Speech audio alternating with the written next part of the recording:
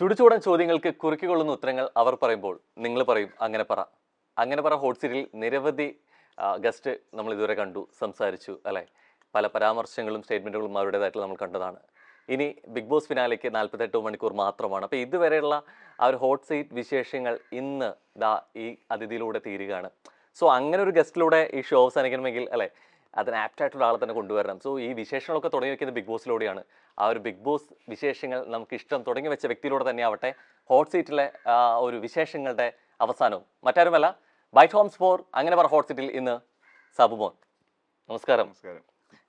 ഈ big boss വിശേഷങ്ങളും തുടങ്ങി വെക്കുമ്പോഴും അല്ലെങ്കിൽ എപ്പോഴും ആ ഒരു ഇഷ്ടവും അല്ലെങ്കിൽ ഒരു ആർമി താനേ ചേർന്ന കൂട്ടം ഈ വാക്കുകളൊക്കെ കേട്ടു തുടങ്ങിയത് ആ ഒരു ഫസ്റ്റ് സീസണിലെ വിന്നറായി നിൽക്കുമ്പോൾ തന്നെയാണ് അല്ലേ. ഇന്നത് സീസൺ 6 എത്തി നിൽക്കുമ്പോഴും ഈ ചർച്ചകളിലുമൊക്കെ എവിടേക്കോ ഈ പേര് വന്നു പോകുന്നുണ്ട് അല്ലേ. അത് പക്ഷെ ഒരു വിന്നർ എന്നുള്ള രീതിയിലേക്ക് മാത്രമാണെന്ന് തോന്നുന്നില്ല, ആണോ? പിന്നെ എവിടേക്കോ പല രീതിയിലേക്കുള്ള ഈ ഫേവറിസം കാണിക്കുന്നതാണ് ഈ സീസണിൽ ഏറ്റവും കൂടുതൽ പറഞ്ഞിട്ടുണ്ട് അല്ലേ. എവിടേക്ക് ഈ ഫേവറിസം അല്ലെങ്കിൽ പാർഷ്വാലിറ്റി കാണിക്കുന്നു എന്നുള്ളത് ചിലർക്ക് ചിലതൊക്കെ ചെയ്യുമ്പോൾ ഈ നിയമം അനുവദനീയമായിരുന്നില്ലേ എന്നൊക്കെ പലപ്പോഴും ചോദിച്ചിട്ടുണ്ട്. ആൻഡ് സീസൺ 6 എത്തുമ്പോൾ സാബുൻ എന്നുള്ള ഒരു ടൈറ്റിൽ വിന്നർ നിലയിൽ എങ്ങനെ ചർച്ചയാകപ്പെടുന്നത് തോന്നുന്നത് സ്വയം വിലയിരുത്തുമ്പോൾ? അല്ലെ, ഞാൻ അങ്ങനെ ചർച്ച ചെയ്യപ്പെടുന്നുണ്ടോ ഈ സീസണിൽ? ഇല്ലേ, അങ്ങനെ ഒരു രീതിയിലും കേട്ടിട്ടില്ല. എനിക്ക് തോന്നിയില്ല, എന്നെ ആരും വിളിച്ച് ചോദിച്ചിട്ടില്ല, അങ്ങനെ സംഭവങ്ങളൊന്നും ഞാൻ കണ്ടില്ല. ഈ സീസണിലോട്ട് പ്രധാനമായിട്ട് ചർച്ച ചെയ്യപ്പെടുന്ന ഒരു മെഡിസിൻ സംബന്ധമായിട്ടുള്ള വിഷയങ്ങളിലാണ് അല്ലെ. സിബിന്റെ ഇങ്ങനെ ഒരു സൈക്കാട്രിക് ഡ്രഗ് കൊടുത്തു, ഇത് അനാവശ്യമായിരുന്നു എന്നുള്ള രീതിയിൽ ചർച്ച അത് വരുന്നത്, അത് സംസാരിക്കുന്നത് കഴിഞ്ഞ സീസണിലെ വിന്നറായിരുന്നിട്ടുള്ള അഖിൽമാരാറാണ്. പിന്നീട് അവിടെ നിന്ന് അങ്ങോട്ട് ചർച്ചകളിലെ മുൻ മത്സരാർത്ഥികളും ഈ സീസണിൽ നിന്ന് പുറത്തു വരുന്നവരും ഒക്കെ എവിടേക്കും മത്സരാർത്ഥികളും അതിന്റെ ഗെയിം ഷോയും മാത്രം ചർച്ചയാവുന്ന കാലഘട്ടത്തിൽ നിന്ന് മാറി ഈ സീസണിലോട്ട് വരുമ്പോൾ എവിടേക്ക് അതിന്റെ ക്രൂ മെമ്പേഴ്സിനും കൂടിയും അല്ലെ അതിന്റെ ഭാഗമാവുന്നു എന്നുള്ളതാണ്. ഈ നേരത്തെ പറഞ്ഞ പോലെ ചില നിയമങ്ങൾ ചില ആളുകൾക്ക് ആപ്ലിക്കബിൾ ആയി. ഇതങ്ങനെ നിയതമായ നിയമമൊന്നും എഴുതി വെച്ച നിയമങ്ങളൊന്നും ഉള്ളല്ലേ. It's just a TV show. Bigg Boss എന്ന് പറയുന്ന ഒരു ഷോ ആണ്, ഒരു പ്രോഗ്രാം. അതിനപ്പുറത്തേക്ക് ഇതൊരു നിയമത്തിൽ അടിസ്ഥാനമാക്കി എന്താ പറയുന്നത് അടിസ്ഥിതമാക്കി നടക്കുന്ന ഒരു സംഭവം, അങ്ങനെയുള്ളൊരു പ്രസ്ഥാനമൊന്നും അല്ല ഇത്. എപ്പോഴും ബിഗ് ബോസിനെ കുറിച്ച് സംസാരിക്കുന്ന സമയത്ത് നമ്മൾ പറയുന്ന ഒരു കാര്യമാണ് അല്ലെ, ഈ ഒറിജിനലായിട്ട് നിൽക്കുക എന്നുള്ളത് അല്ലെ. കണ്ടസ്റ്റൻസിനോടാണ് ഇത് പറയുന്നുണ്ടെങ്കിലും എവിടേക്ക് ആ ഗെയിം ഷോ തന്നെ ഇത് ഒറിജിനൽ ആണോ, ഇതിന് റിയാലിറ്റി ഉണ്ടോ എന്നുള്ള ചോദ്യം ചെയ്യപ്പെടുകയാണ് സീസൺ 6 എത്തുമ്പോൾ. ഇത് അതൊരു റിയാലിറ്റി ഷോ ആണ്. അപ്പോൾ റിയാലിറ്റി ഷോ എന്ന് പറയുന്നത് ഇപ്പം അവർ കുറേ എന്താ പറയുന്നത് കുറേ കാര്യങ്ങളെയാണ് അവർ ജഡ്ജ് ചെയ്യുന്നത്. അതായത് മോസ്റ്റ്ലി ഇതൊരു സൈക്കോളജിക്കൽ ഗെയിമാണ്. അപ്പോൾ ഇതിനകത്ത് മനുഷ്യരുടെ പല കഴിവുകൾ നോക്കിക്കാണും. അപ്പം ബേസിക്കലി ഈ സാധനം എന്ന് പറയുന്നത് മനുഷ്യൻ്റെ പ്രാഥമികമായ എല്ലാ മനുഷ്യർക്കും ഉള്ള വോയറിസം എന്ന് പറയുന്ന ഒരു കോൺസെപ്റ്റിനെ അടിസ്ഥാനപ്പെടുത്തിയുള്ളൊരു ഷോ ആണ്. ഈ വോയറിസവും പ്രിസൺ എക്സ്പെരിമെൻറ്റും കൂടെ ചേർന്നുള്ള സാധനമാണ് ഈ ബിഗ് ബോസ് എന്ന് പറയുന്ന സംഭവം. അപ്പോൾ അതിൽ ഇവാലുവേറ്റ് ചെയ്യപ്പെടുന്നത് ഓരോ മനുഷ്യരുടെ ഓരോ കഴിവുകളെയാണ്. അപ്പം നമ്മൾ ഈ അടുത്ത വീട്ടിൽ എന്താണ് നടക്കുന്നതെന്ന് അറിയാനുള്ള മനുഷ്യൻ്റെ ഒരു ത്വരയുണ്ട്. ആ ത്വരയാണ് ഈ ഇതിൻ്റെ ഓഡിയൻസിൽ നിന്ന് ഇവർ ഊറ്റിയെടുക്കുന്നത്. അപ്പോൾ അതിൽ പിന്നെ ഈ കണ്ട് പരിചയമാവുക എന്ന് പറയും, മനസ്സിലായോ? ഇപ്പം ഈ റെഗുലർ ഷോകളുടെ പ്രത്യേകത ഏതാണ്? ഇപ്പോൾ സീരിയൽ സോപ്പ് ഓപ്പറാസ് ഒക്കെ പോലെയുള്ളത് കണ്ട് കണ്ട് കണ്ട് നമ്മളിൽ അവരിൽ കുറേ പേര് ഇഷ്ടപ്പെട്ടു തുടങ്ങും. ഇത്രയൊക്കെയാണ് ഇതിൻ്റെ ഈ ഫാൻ ബേസ്. അല്ല അതിനകത്ത് പോയിട്ട് ഒരു ഗെയിം കളിക്കുക അങ്ങനെയൊന്നുമില്ല. അത് അവനവൻ എന്താണോ അങ്ങനെ അങ്ങ് കണ്ടിന്യൂ ചെയ്ത് പോകാം. നമുക്ക് പക്ഷേ ഈ അവനവനായിട്ട് നിൽക്കുമ്പോൾ തന്നെ ഇപ്പോൾ ഒരു ക്യാരക്ടറിന്റെ കാര്യത്തിലുള്ള ചേഞ്ചസോ കാര്യങ്ങളല്ല, അതിനേക്കാൾ അപ്പുറത്തേക്ക് മാനിപ്പുലേറ്റ് ചെയ്യപ്പെടാം പല സിറ്റുവേഷനിൽ അല്ലെ. പിന്നെ ഈ പ്രഷർ കൊടുത്തേക്കാം അല്ലെ, ഒരു മെന്റൽ ഗെയിമാണ്. ഇതിനൊപ്പം തന്നെ ഒരു ഗെയിമറായിട്ട് നിൽക്കേണ്ടതുണ്ട്. അത് കൊടുക്കുന്ന ടാസ്ക് ആണെങ്കിലും അല്ലെങ്കിൽ ഫിസിക്കൽ എന്നുള്ള രീതിയിലേക്കാണെങ്കിലും ഇത് അതിന്റെ കൂടി പാർട്ടാണല്ലോ അല്ലെ. അത് പാർട്ടാണ്. പക്ഷെ ഇതിൽ രസം എന്താണെന്നറിയാമോ? ഇപ്പം എനിക്ക് എന്നെ വിലയിരുത്താനേ കഴിയുള്ളൂ. ഇപ്പം ഞാൻ ഉണ്ടായിരുന്ന സമയത്ത് എന്ന് പറഞ്ഞാൽ ഞാനങ്ങനെ ഗെയിമൊന്നും ജയിക്കുകയൊന്നുമില്ല. ജയിക്കും, അല്ലാതെ അത് ജയിച്ചിരിക്കണമെന്ന് പറഞ്ഞിറങ്ങില്ല. ടീം ജയിക്കണം എന്ന് ആഗ്രഹമുള്ള ഒരാളാണ്. അല്ലാതെ ഞാനങ്ങനെ ഇൻഡിവിജ്വൽ വിജയത്തിന് വേണ്ടി അങ്ങനെ കിടന്ന് പിടിക്കാറില്ല. പിന്നെ വരുന്ന ചില സാധനത്തിനകത്ത് ഞാൻ ജയിക്കും, അത് ആരെങ്കിലും ജയിക്കണമല്ലോ, അപ്പം ഞാൻ ജയിക്കും.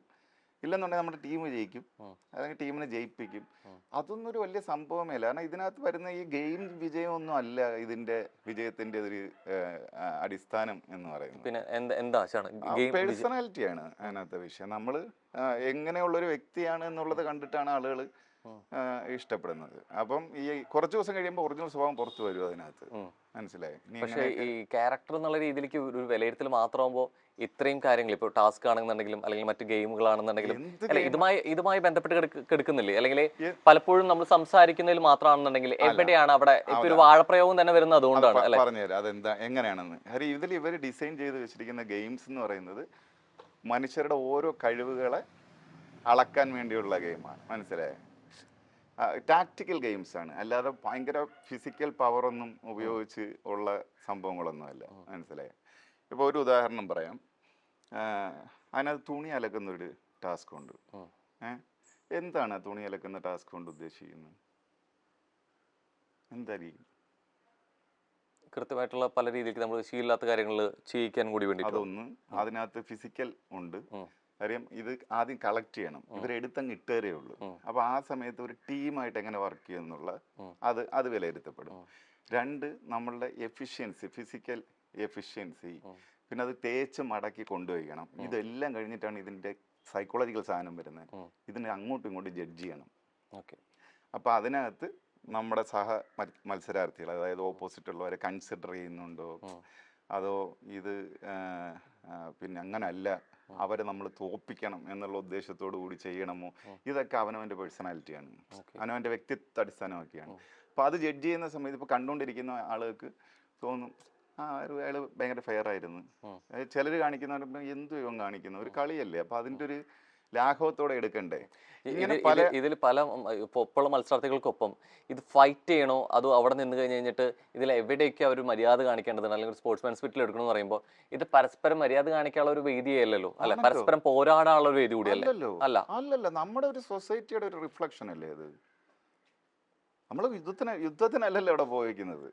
സ്പോർട്സ്മാൻ സ്പിരിറ്റോട് കൂടി മനുഷ്യരോടുള്ള പിന്നെ കരുണ, കാരുണ്യം, സഹകരണം, പിന്നെ സ്നേഹം, ഇതെല്ലാം വേണ്ട അതിനകത്ത്. സോ അങ്ങനെ കരുണയും സ്നേഹവും കൊടുക്കാനും അത് വളർത്തിയെടുക്കാനാണെന്നുണ്ടെങ്കിൽ കൃത്യമായിട്ട് ഈ ദുർഗുണ പരിഹാര പാഠശാല പല കേരളത്തിലെ പല മേഖലകളിലുള്ളവരെ കൊണ്ടുവന്ന് നിർത്തിയിട്ട് ഒരു ധ്യാനകേന്ദ്രത്തിൽ കൊണ്ടിട്ട ധ്യാനകേന്ദ്രത്തിൽ കൊണ്ടിട്ട പറ്റില്ല, നന്നായില്ല. അപ്പൊ നന്നായി പോയുള്ളൂ. അവരുടെ പേഴ്സണൽ വ്യക്തിത്വം എന്താണെന്നുള്ളത് നമുക്ക് അറിയാൻ പറ്റും. അങ്ങനെ വ്യക്തിത്വം നന്നാവുന്നുണ്ടെങ്കിൽ ഈ സീസണിൽ ഇറങ്ങിയവരൊക്കെ ആ പേഴ്സണാലിറ്റിയിൽ അവർ മാറ്റം ഉണ്ടാവണം. ഈ ഇറങ്ങി വരുന്നവരൊക്കെ ആ പേഴ്സണാലിറ്റിയിൽ മാറ്റി വ്യക്തിത്വത്തിൽ മികവുണ്ടായി വരുന്നവരാണോ? അതെനിക്കറിയില്ല.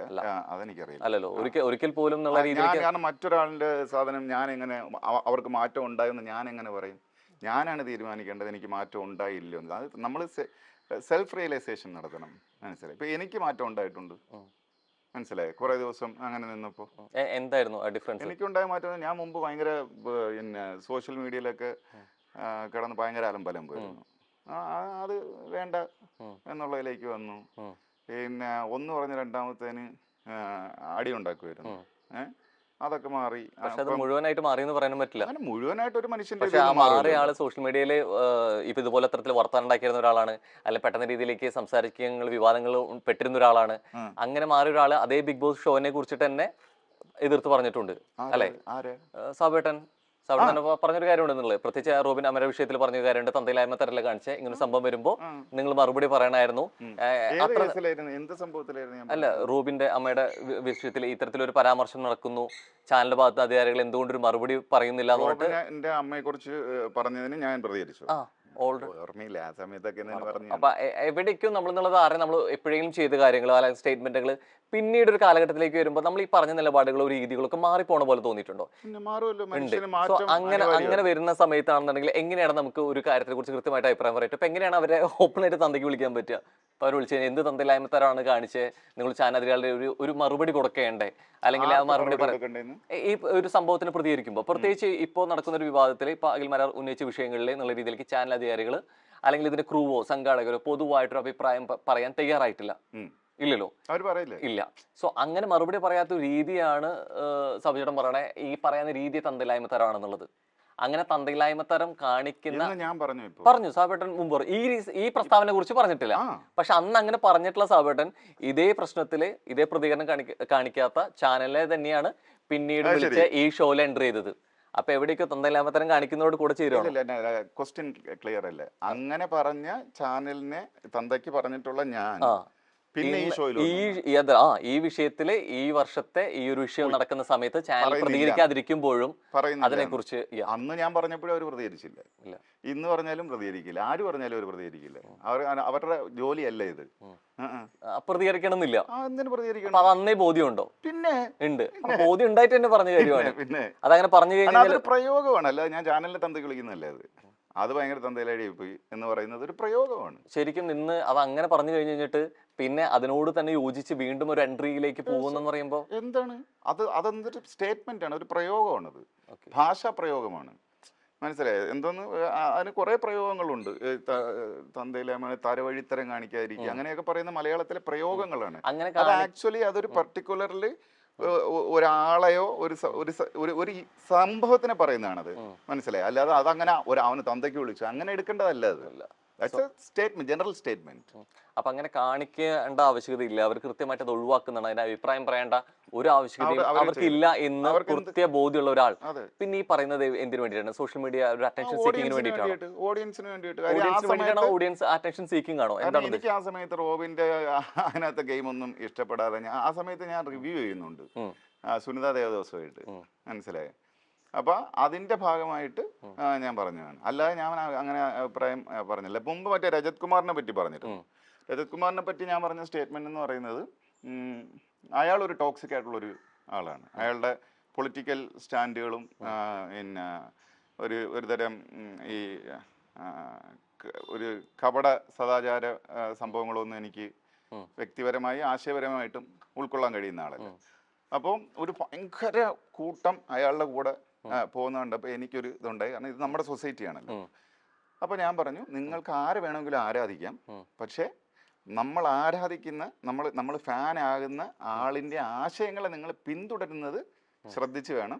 കാരണം അതിൽ നിങ്ങൾ സ്വയം പഠനം നടത്തിയിട്ടേ പിന്തുടരാവുള്ളൂ. പക്ഷെ എവിടേക്ക് അവനവന്റെ യുക്തിബോധത്തിനനുസരിച്ചിട്ട് ഏതാണ് ശരി ഏതാണ് തെറ്റ് അതനുസരിച്ച് പിന്തുടരാൻ അവകാശമുണ്ട്. പക്ഷെ ആ വ്യക്തി അവർ പിന്തുടരുന്നുണ്ടെങ്കിൽ ആ വ്യക്തിയുടെ ആശയങ്ങളോടുള്ള യോജിപ്പും കൂടിയാണെങ്കിൽ അങ്ങനെ ആയിക്കൂടെ? അങ്ങനെ ആകരുത് എന്ന് ഞാൻ പറഞ്ഞു. മനസ്സിലായി? ആയിക്കൂടണമല്ലോ. ആകുമായിരിക്കും. പക്ഷെ കുറെ പേര് പറഞ്ഞില്ല, നമ്മൾ പുള്ളിയുടെ ഗെയിം ആസ് എ ഗെയിമറാണ് നമുക്ക് ഇഷ്ടം, അല്ലാതെ പുള്ളിയുടെ ആശയങ്ങളൊന്നും നമ്മൾ ഫോളോ ചെയ്യാറില്ല. പക്ഷെ പിൽക്കാലം ഞാൻ പറഞ്ഞത് തെളിയിച്ചു. അയാളുടെ ആശയങ്ങളുടെ പറയുന്ന ആളുകൾ പോയില്ല, കുറച്ച് ആളുകളൊക്കെ പോയുള്ളൂ. നേരത്തെ പറഞ്ഞ അപ്പൊ ആ സ്റ്റേറ്റ്മെന്റ് ആക്ച്വലി പറയേണ്ടത് എന്റെ ഒരു സോഷ്യൽ റെസ്പോൺസിബിലിറ്റി ആണെന്ന് എനിക്ക് തോന്നി. അതുപോലെ റോബിന്റെ സാധനം ചെയ്തുകൊണ്ടിരുന്നപ്പോ ഞാൻ റോബിനെ കുറെ കളിയാക്കിയൊക്കെ ചെയ്തിരുന്നു. പ്രത്യേകിച്ച് വിന്നർ ആയിട്ടുള്ള മൊമെന്റ് ഒക്കെ വീഡിയോ ആയിട്ട് ചെയ്തിട്ടുണ്ടായിരുന്നു, ഈ അലർന്ന സംഭവങ്ങളും കാര്യങ്ങളൊക്കെ.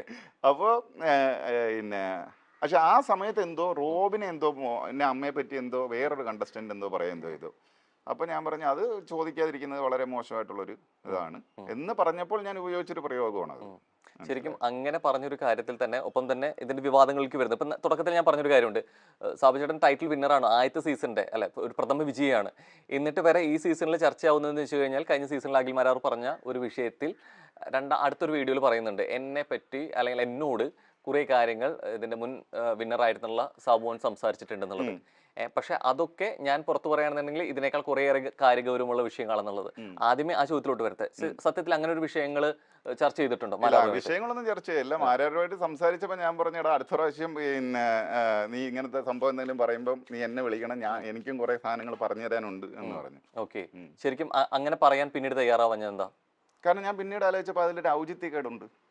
മനസ്സിലായി? ഇപ്പൊ നേരത്തെ ചോദിച്ചില്ലേ പോയ ഷോയിൽ ഇങ്ങനെ ഒരു സ്റ്റേറ്റ്മെന്റ് പറഞ്ഞിട്ട് പിന്നെ ഇപ്പൊ പോയി എന്നൊക്കെയുള്ള സാധനം വരും എന്നുള്ളത്. ഗ്രാറ്റിറ്റ്യൂഡ് കയറി വന്നതാണോ?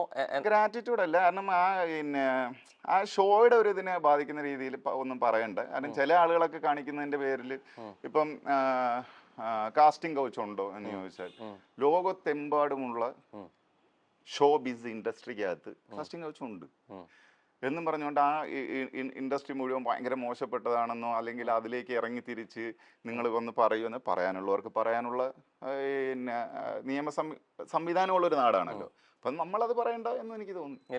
എവിടെയാണ് ഈ തിരിച്ചറിവ് വന്നത്? അല്ലെങ്കിൽ ഒരുപക്ഷെ ഈ സാബു ചേട്ടൻ ഓൾറെഡി പറഞ്ഞു എന്നുള്ളത് അഖിൽമാരുടെ പറഞ്ഞ വഴിക്ക് ഏതെങ്കിലും ഭാഗത്തു നിന്നുള്ള ഒരു കോളോ അല്ലെങ്കിൽ ഏതെങ്കിലും ഭാഗത്തു നിർദ്ദേശങ്ങളോ ഉണ്ടായിട്ടുണ്ടോ? അന്തമാതിരി ഭയമുള്ള ആളല്ല എന്നെ.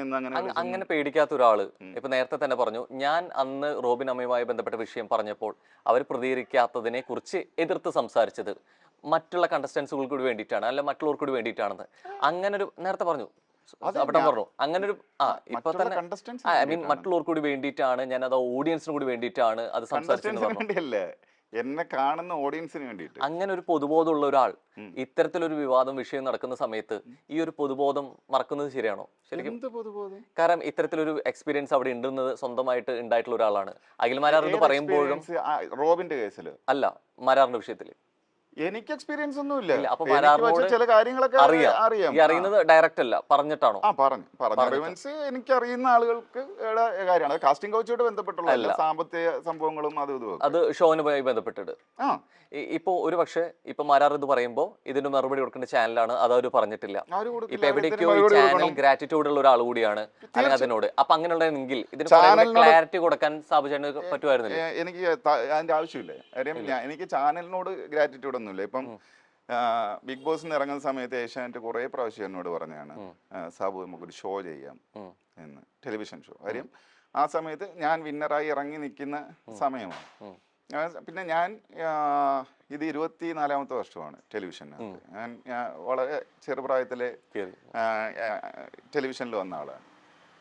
അപ്പം ടെലിവിഷൻ ഷോ എന്ന് പറയുന്നത് എനിക്ക് ചെയ്യാവുന്നൊരു സംവിധാനമാണ്. അപ്പോൾ ആ സമയത്ത് എൻ്റെ എന്താ പറയുന്നത് ഓഡിയൻസിനെ എനിക്ക് അടുത്ത ഷോയിലേക്ക് ക്യാരി ചെയ്തുകൊണ്ട് പോകാൻ പറ്റും.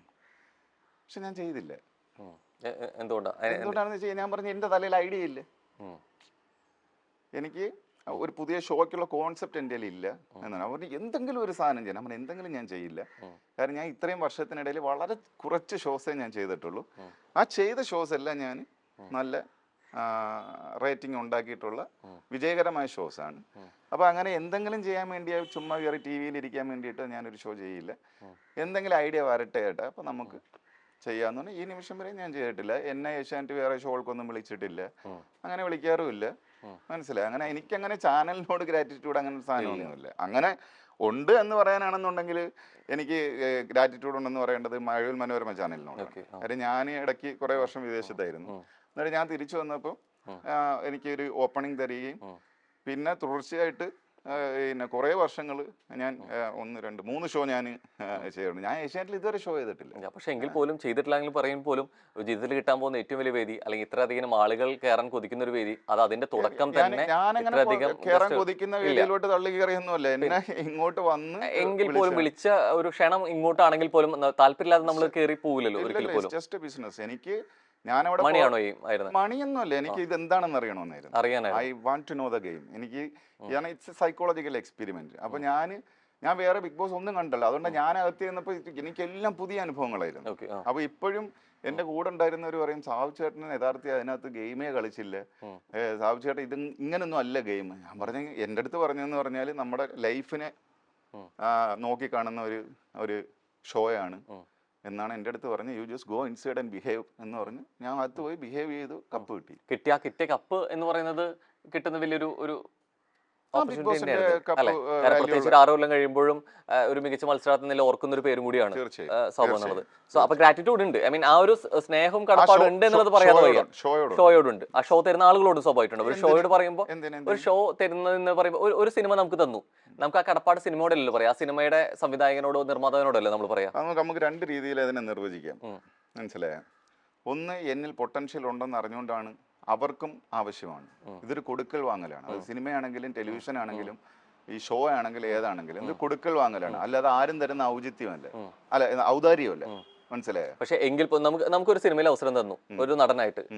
നമ്മൾ ആ സിനിമ കണ്ടു കഴിഞ്ഞാൽ അതിന്റെ വിജയത്തിന് ശേഷം നമ്മൾ പറയാണ്, എന്നിലുള്ള അഭിനയിക്കാനുള്ള കഴിവുള്ളതുകൊണ്ട് എന്നെ അവർ വിളിച്ചു, അത് എന്റെ മാത്രം വിജയമാണ്. അതല്ലല്ലോ. ഒരു സംവിധായകൻ കൃത്യമായിട്ട് അതിനെ സംവിധാനം ചെയ്യുകയും ഒരു എഴുത്തുകാരന്റെ സൃഷ്ടി അതിലുണ്ട്, ഒരു നിർമ്മാതാവിന്റെ പണം ചെലവഴിക്കലുണ്ട്. ഇതാകെ തുകയാണിത്. അപ്പൊ അതല്ലാതെ ഇത് എന്റെ മാത്രം കഴിവാണെന്ന് പറയുന്നത് എവിടേക്കും ഒരു നന്ദികേടില്ലേ? ഒരു സിനിമ എടുക്കുമ്പോഴേ ഈ ഇതിൽ അഭിനയിക്കേണ്ടതായിരുന്നു തീരുമാനിക്കേണ്ടത് ആരാണ്? ഡയറക്ടറും കാസ്റ്റിംഗ് ഡയറക്ടറും. പ്രൊഡ്യൂസർ അല്ലല്ലോ. പ്രൊഡ്യൂസർ അതിന്റെ ഭാഗം കൂടിയാണ് അല്ലെ? ഇടപെടാറില്ലേ? എനിക്കറിയില്ല. ഇല്ല. സോ പ്രൊഡ്യൂസർക്ക് എന്താ ഇവിടെ പണം മുടക്കുന്നതെന്ന് പറഞ്ഞാൽ പ്രൊഡ്യൂസറാണ്. ആക്ച്വൽ പ്രൊഡ്യൂസർ എന്ന് തന്നെ വേറെയാണ്. മനസ്സിലായോ? ഇവിടെ അത് വേറെ റേറ്റിൽ അറിയപ്പെടുന്നത്.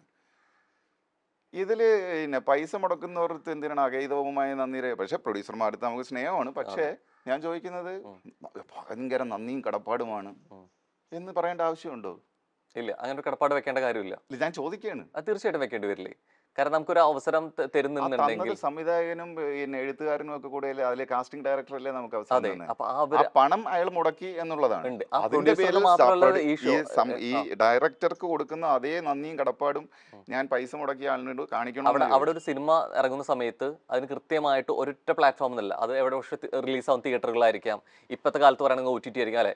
പക്ഷേ ബിഗ് ബോസ് എന്നുള്ളത് ഇറങ്ങുന്നത്, അത് നമുക്ക് കാണാൻ പറ്റുന്ന ഒരു വേദി എന്ന് പറയുന്നത് ഏഷ്യാനെറ്റ് ആണ് അല്ലെ. അപ്പൊ ശരിക്കും ആ ഒരു കടപ്പാട് കിടക്കുന്നത് ഈ വ്യക്തികൾ എന്നതിനൊപ്പം തന്നെ ഈ ഒരു ഏഷ്യാനെറ്റ് ഫാമിലി കൂടി ജനറലി നമുക്ക് അങ്ങനെ പറയാം. അല്ലാതെ ഏഷ്യാനെറ്റിനോട് എനിക്ക് അഗേതവുമായ നന്ദിയൊന്നുമില്ല, എന്നെ അതിനകത്ത് ജയിപ്പിക്കാൻ വേണ്ടി കൊണ്ടുപോയൊന്നുമില്ല. ശരിക്കും അങ്ങനെ തോന്നിയിട്ടുണ്ടോ? കാരണം ഈ സീസൺ 6 എത്തുമ്പോൾ ഏറ്റവും കൂടുതൽ വിവാദമാവുന്ന കാര്യങ്ങൾ ഇതാണ്. കൃത്യമായിട്ട് അവർക്കൊരു പ്ലാൻ ഉണ്ട്. ഈ ഒരു വ്യക്തിയിലേക്ക് ഇവർ നീങ്ങുന്നു, ഒരു പാർഷ്യാലിറ്റി കാണിക്കുന്നു, ഈ വ്യക്തി ജയിക്കണം എന്ന് അവർ ആഗ്രഹിക്കുന്നു. കഴിഞ്ഞ സീസണിൽ മാരാർ പറഞ്ഞൊരു കാര്യമാണ്, ജയിപ്പിക്കണം എന്ന് ആഗ്രഹം ഉണ്ടായിരുന്ന കണ്ടസ്റ്റന്റ് വേറെയായിരുന്നു, പക്ഷേ എന്നിലേക്ക് എന്നുള്ളത് ഞാനത് മാറ്റിയെടുത്തു, അല്ലെങ്കിൽ ഞാൻ ഗെയിം ചെയ്തു. ഈ വർഷം അത്രത്തില് സാബോൻ കാലത്തിൽ ആ സമയത്ത് ഉണ്ടായിരുന്നു. അല്ല, ആ സമയത്ത് പിന്നെ മാരാരുടെ ഓപ്പോസിറ്റ് ഉള്ള ആളുകളിൽ ഇവർ പറഞ്ഞിരുന്നത് മാരാർക്ക് എന്തോ രാഷ്ട്രീയമുണ്ട്, ആ രാഷ്ട്രീയത്തിന്റെ സ്വാധീനത്തിലാണ് മാരാർ നിൽക്കുന്നത്, ഇതിൽ പൊളിറ്റിക്സ് ഇൻവോൾവ് ആണ്, പിന്നെ ഏഷ്യാനെറ്റ് മാരാരെ ജയിപ്പിക്കാൻ വേണ്ടിയാണ് എന്നൊക്കെയാണ് അന്ന് പറഞ്ഞിരുന്നത്. പക്ഷെ മാരാര് പറയുന്നില്ല, വേറെ പറയുന്നു എന്നുള്ള രീതിയിലേക്ക് അവിടെ നിന്നുള്ള സപ്പോർട്ട് ചെയ്യുന്നത് വേറെ ആൾക്ക് വേണ്ടിയിട്ടാണ്. അതിന്റെ പേരിൽ അവിടെ ഷോ ഡയറക്ടേഴ്സുമാരിൽ ഒരാൾ തന്നെ അതിന്റെ പേരിൽ ഇറങ്ങി, അതിനുശേഷം ഇറങ്ങി പോകുന്നു എന്ന് വരെ പറയുന്നു. എന്നെ അഗെയിൻസ്റ്റ് ആയിട്ട് നിന്നിരുന്ന, അതിന്റെ ഇടയ്ക്ക് നിന്നൊന്ന് പുറത്തു പോയ സമയത്ത് എന്റെ പിക്ചർ കിട്ടിയായിരുന്നു, അതിന്റെ ഫൈറ്റ് ചെയ്തിട്ടാണ് അതിന്റെ വിന്നർ എന്നുള്ള രീതിയിലേക്ക്. ആരോട് പോയി ഫൈറ്റ് ചെയ്യുന്നു? ഐ മീൻ അതിലുള്ള മത്സരാർത്ഥികളോടൊപ്പം തന്നെ അതിന്റെ സംഘാടകരോട് കൂടി തന്നെ എവിടെയോ കളിക്കുന്നു. അത് ഡയറക്റ്റ് ഷോയിലൂടെയല്ല, അവിടെ നീക്കങ്ങൾക്കെതിരെ. അതായത് ഒരു പക്ഷേ ചില ഗെയിം പ്ലാനിൽ എനിക്ക് ഓക്കെ അല്ലാത്ത അല്ലെങ്കിൽ സ്ട്രോങ് ആയിട്ടില്ലാത്ത ഗെയിം പ്ലാനുകൾ കൊണ്ടുവരുന്നു, ടാസ്ക് കൊണ്ടുവരുന്നു. അവിടെ അവർക്ക് കുറെ കൂടി ഐ മീൻ ഈസി ആയിട്ട്, അവർക്ക് കൂടി ഈസി ആയിട്ടുള്ള ഗെയിം അവർ കൊണ്ടുവരാനുള്ള ശ്രമങ്ങൾ നടത്തിയിരുന്നു എന്ന് പറഞ്ഞിരുന്നു. അപ്പൊ സമരം ചെയ്യല്ല, അപ്പൊ അതിനെതിരെ ആൾക്ക് ഓക്കെ ഇല്ലെങ്കിലും അതിനെതിരെ ഫൈറ്റ് ചെയ്തിട്ട് മാക്സിമം ട്രൈ ചെയ്തു. ക്രൂവിനോട് ഫൈറ്റ് ചെയ്യാൻ പറ്റില്ല അവിടെ, കാര്യം ക്രൂവിനെ കാണാൻ പോലും കിട്ടില്ല നമുക്ക്. അപ്പൊ അങ്ങനെ കാണാൻ കിട്ടാൻ നിർദ്ദേശങ്ങൾ കിട്ടി എന്ന് പറയുന്നു. സിബിൻ പറയുന്നു ജാസ്മിനെതിരെ മത്സരിക്കരുത് എന്ന നിർദ്ദേശം സിബിൻ ഉണ്ടായിരുന്നു. എന്താ വിഷയം എന്നറിയാമോ? ഇത് സിബിൻ പിന്നീടല്ലേ കയറുന്നത്. എനിക്ക് തോന്നുന്നതാണ്, ഇത് എൻ്റെ ഒരു നിഗമനമാണ്, നമ്മൾ കയറുന്നതിന് മുമ്പ് അവർ കുറെ കാര്യങ്ങൾ നമ്മുടെ അടുത്ത് ഉപദേശിക്കും. കാരണം അവർക്കൊരു ഗെയിം ഇത് കൊണ്ടുപോകണ്ടേ, അല്ല കുറെ പേരെ എടുത്തങ്ങ് ഇട്ട് കൊടുക്കില്ല. അപ്പോൾ ഞാൻ കയറാൻ നേരം എൻ്റെ അടുത്ത് പറഞ്ഞതെന്ന് പറഞ്ഞാൽ സാബു, അപ്പോൾ അന്ന് ആ സമയത്ത് ഞാൻ എൻ്റെ എഞ്ചിനീയറായിട്ട് ഓൺലൈനിൽ ഞാൻ എഞ്ചിനീയർ തെറി വിളിച്ചൊരു സംഭവം കിടപ്പുണ്ടായിരുന്നു. അപ്പോൾ എൻ്റെ അടുത്ത് കയറുന്നതിന് മുമ്പ്, അതായത് ഇതുപോലൊരു വാതിൽ അത് തുറന്നാണ് തള്ളി അകത്തിടുന്നത്. അപ്പോൾ അതിന് അങ്ങോട്ട് പോകുന്നതിന് മുമ്പ് അപ്പോൾ കണ്ണൊക്കെ കെട്ടിയാണ് കൊണ്ടുപോകണത്. ഈ ലാലേട്ടൻ ഇൻട്രോ പറഞ്ഞ് പിന്നെ ഡാൻസിൻ്റെ ഒരു സെറ്റപ്പ് ഒക്കെ. എനിക്ക് ഡാൻസ് എന്ന് പറഞ്ഞുകൂടാ. അപ്പോൾ ഞാൻ പറഞ്ഞു എനിക്ക് ഡാൻസ് അറിഞ്ഞുകൂടാ, ഞാൻ വെറുതെ നടക്കേ ഉള്ളൂ. അല്ല കുഴപ്പമില്ല, പിള്ളേർ കളിച്ചോളും, സാബുചേട്ടൻ വന്നാൽ മതി എന്ന്. അങ്ങനെ അതൊക്കെ കഴിഞ്ഞ് കണ്ണ് കെട്ടുന്നതിന് മുമ്പ് ഏഷ്യാനെറ്റിൻ്റെ കുറുവുണ്ട്. അവിടെ 2 സൈസ് കുറുവുണ്ട്. ഒന്ന് ഈ ബാനിജയുടെ കുറുവും, പിന്നൊന്ന് ഏഷ്യാനെറ്റിൻ്റെ കുറുവും. ഏഷ്യാനെറ്റിൻ്റെ കുറുവ് അതിൻ്റെ ടെക്നിക്കൽ സൈഡ് സംഭവങ്ങൾ കുറേയൊക്കെ നോക്കലും പിന്നെ പരിപാടികളൊക്കെ. അപ്പോൾ ഏഷ്യാനെറ്റിൻ്റെ സൈഡിൽ നിന്നുള്ളവർ എൻ്റെ സാബു കൊണ്ട് അകത്തോട്ട് വരണം, രഞ്ജിനിയൊക്കെ ഉണ്ട്, ചെന്നങ്ങ് അടിച്ചേക്കണം, ഫൈറ്റ് ചെയ്തേക്കണം എന്നും പറഞ്ഞാണ് ഇങ്ങനെ പറഞ്ഞു തരും. അത് ഓരോരുത്തർക്കും ഓരോന്ന് പറയും. ഇപ്പൊ രഞ്ജിനി കയറ്റിവിടുമ്പോൾ പറയും, വേണ്ട രഞ്ജിനിയെ ചീത്ത വിളിച്ച സാബു അകത്തുണ്ട്, വെറുതെ വിടരുത്, ടാർഗറ്റ് ആദ്യമേ തരും. അങ്ങനെ പറയും ജനറലി. കാരണം അവർക്ക് അതൊരു കണ്ടന്റ് ആയിരിക്കും വഴക്കുണ്ടായാൽ. കാര്യം വെളിയിൽ നടന്ന സംഭവത്തിന്റെ കണ്ടിന്യൂവേഷൻ എന്നുള്ളത് അങ്ങനെ പറഞ്ഞിരിക്കാം. മനസ്സിലായോ? അവിടെ പറയുന്നത് ടാർഗറ്റ് ചെയ്യാൻ വേണ്ടിയിട്ടാണ് അല്ലെ, കുറെ കൂടി നല്ല ഗെയിം ഉണ്ടാൻ വേണ്ടിയിട്ടാണ്. പക്ഷെ ഒരാൾക്ക് എതിരെ നിൽക്കരുന്ന് പറയുന്നത് എവിടേക്കോ അങ്ങനെ പറയുന്നുണ്ടെങ്കിൽ അതൊരു ഫേവറിസം ആവില്ലേ? ഈ വെളിയിൽ നിന്ന് ഇങ്ങനെ കയറുന്നതിനും എന്തെങ്കിലും പറഞ്ഞ് തള്ളിയങ്ങ് ഇട്ട് കൊടുത്ത് പിന്നെ അകത്ത് ചെയ്യുന്ന അകത്തുള്ള പരിപാടിയാണ്. അത് അവനവന്റെ തലയ്ക്കകത്തിരിക്കുന്ന ഇതിന്റെ വലുപ്പം അനുസരിച്ചിരിക്കും. മനസ്സിലായി? അതിന്റെ ഒരു തൂക്കം അനുസരിച്ചിരിക്കും ഈ പറഞ്ഞു തന്നതിനെ എങ്ങനെ പ്രോസസ് ചെയ്യണം എന്നുള്ളത്. മനസ്സിലായോ? ഇപ്പം റോഡ് മുറിച്ച് കിടക്കുമ്പോൾ ഇടതും വലതും നോക്കണമെന്ന്, സീബ്ര ലൈൻ ഉണ്ടെങ്കിൽ അതിൽ കൂടെ കടന്നു പോകണം എന്ന് നമുക്ക് പറഞ്ഞു തന്നിട്ടുണ്ട്. വേണമെങ്കിൽ അത് പ്രോസസ്സ് ചെയ്തിട്ട് അതിൽ കൂടെ പോവാം. ഇല്ലാന്നുണ്ടെങ്കിൽ പിന്നെ ഓട്ടം റോഡിന് കുറുകെ ഓടി എന്തായാലും റോഡിന് അപ്പുറം എത്തും. പക്ഷെ ഇതിനകത്ത് റിസ്ക് ഉണ്ട്. ഇതിനിപ്പോൾ പാണ്ടി ലോറി വരും, ഇടിച്ച് തറയിടും. മറ്റേനകത്ത് അത്ര റിസ്ക് ഇല്ല. ഇത് ഓട്ടോമാറ്റിക്കലി സംഭവിക്കുന്നല്ലാതെ പ്ലാൻഡ് ആയിട്ടും ഇതിനിടയ്ക്ക് വണ്ടികൾ വരാലോ. ആ നമുക്ക് ഈ വണ്ടികളെന്ന് ഉദ്ദേശിക്കുന്നത് അവിടെ അതിന്റെ അകത്ത് എത്തുമ്പോൾ ഈ കണ്ടസ്റ്റൻസിനോടുള്ള നിർദ്ദേശങ്ങൾ ഇത്തരത്തിൽ കൊടുക്കുന്നുണ്ടെങ്കിൽ കയറുന്നതിന് മുമ്പ് അതിനകത്ത് ഒന്നും ഒരു നിർദ്ദേശം കൊടുക്കില്ല. ഇല്ല. Absolutely no. എവിടെയാണ് ഈ മുൻ സീസണിൽ തന്നെ വരുമ്പോൾ പറയുന്നു ഈ നിർദ്ദേശങ്ങൾ ഈ ഡ്രസ്സിനൊപ്പം വരെ വെച്ച് കിട്ടിയിരുന്നു എന്നുള്ള രീതിയിലേക്കൊക്കെ പറയുന്നു. അത് ആക്ച്വലി ഞാൻ ഇപ്രാവശ്യം അത് കേട്ടു. ഞാനിപ്പം ഗസ്റ്റ് ആയിട്ട് പോയിരുന്നു ഈ സീസണിൽ. അപ്പം ഞാൻ ശ്വേതയും കൂടെ. അപ്പം ഞാൻ അവിടുത്തെ ക്രൂവിൻ്റെ അടുത്ത് ചോദിച്ചു, എന്തോ സംഭവം, നിങ്ങൾ എന്തോ ഒരു നോട്ടീസ് അകത്ത് അയച്ചെന്ന് പറഞ്ഞ് വലിയ വലിയ വിഷയമാണെന്ന് പറഞ്ഞു. അവിടുത്തെ ക്രൂ തന്നെ എൻ്റെ പുണ്യായിട്ട് അവിടെ നമുക്ക് ഈ പേഴ്സണൽ ഇത് വരും നോട്ട്സ്. ഇപ്പം ഞാൻ പറയാണ്, എനിക്ക് ഡ്രസ്സില്ലായിരുന്നു, അതിൽ നിന്ന് തുടങ്ങാം ഇതെങ്ങനെയാണെന്ന്. അപ്പോൾ കുറച്ചുകൂടെ ക്ലാരിറ്റി കിട്ടും.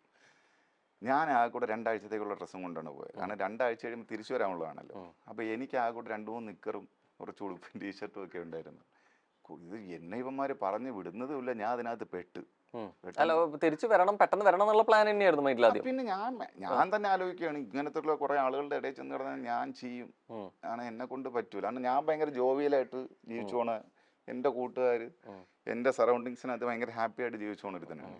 അപ്പം എന്നെ കൊണ്ട് പറ്റില്ല എന്നുള്ള. പിന്നെ അതിനകത്ത് സിനിമയിലുള്ളവരൊക്കെ ആയിരിക്കും വരുന്നത് എന്നുള്ള. ഞാനൊരു വലിയ സിനിമക്കാരനൊന്നും അല്ലല്ലോ, ഞാൻ സാധാരണ ഒരു രക്ഷയാണ്. അപ്പം ഞാൻ എങ്ങനെ ഇവരുടെ അടുത്ത് സർവൈവ് ചെയ്യും എന്നൊക്കെയുള്ളൊരു ഇതും ഉണ്ട്. പക്ഷെ എനിക്ക് ഈ സാധനം എന്താണെന്ന് അറിയാനുള്ളൊരു ഭയങ്കര ക്യൂരിയോസിറ്റി ഉണ്ട് എനിക്ക്.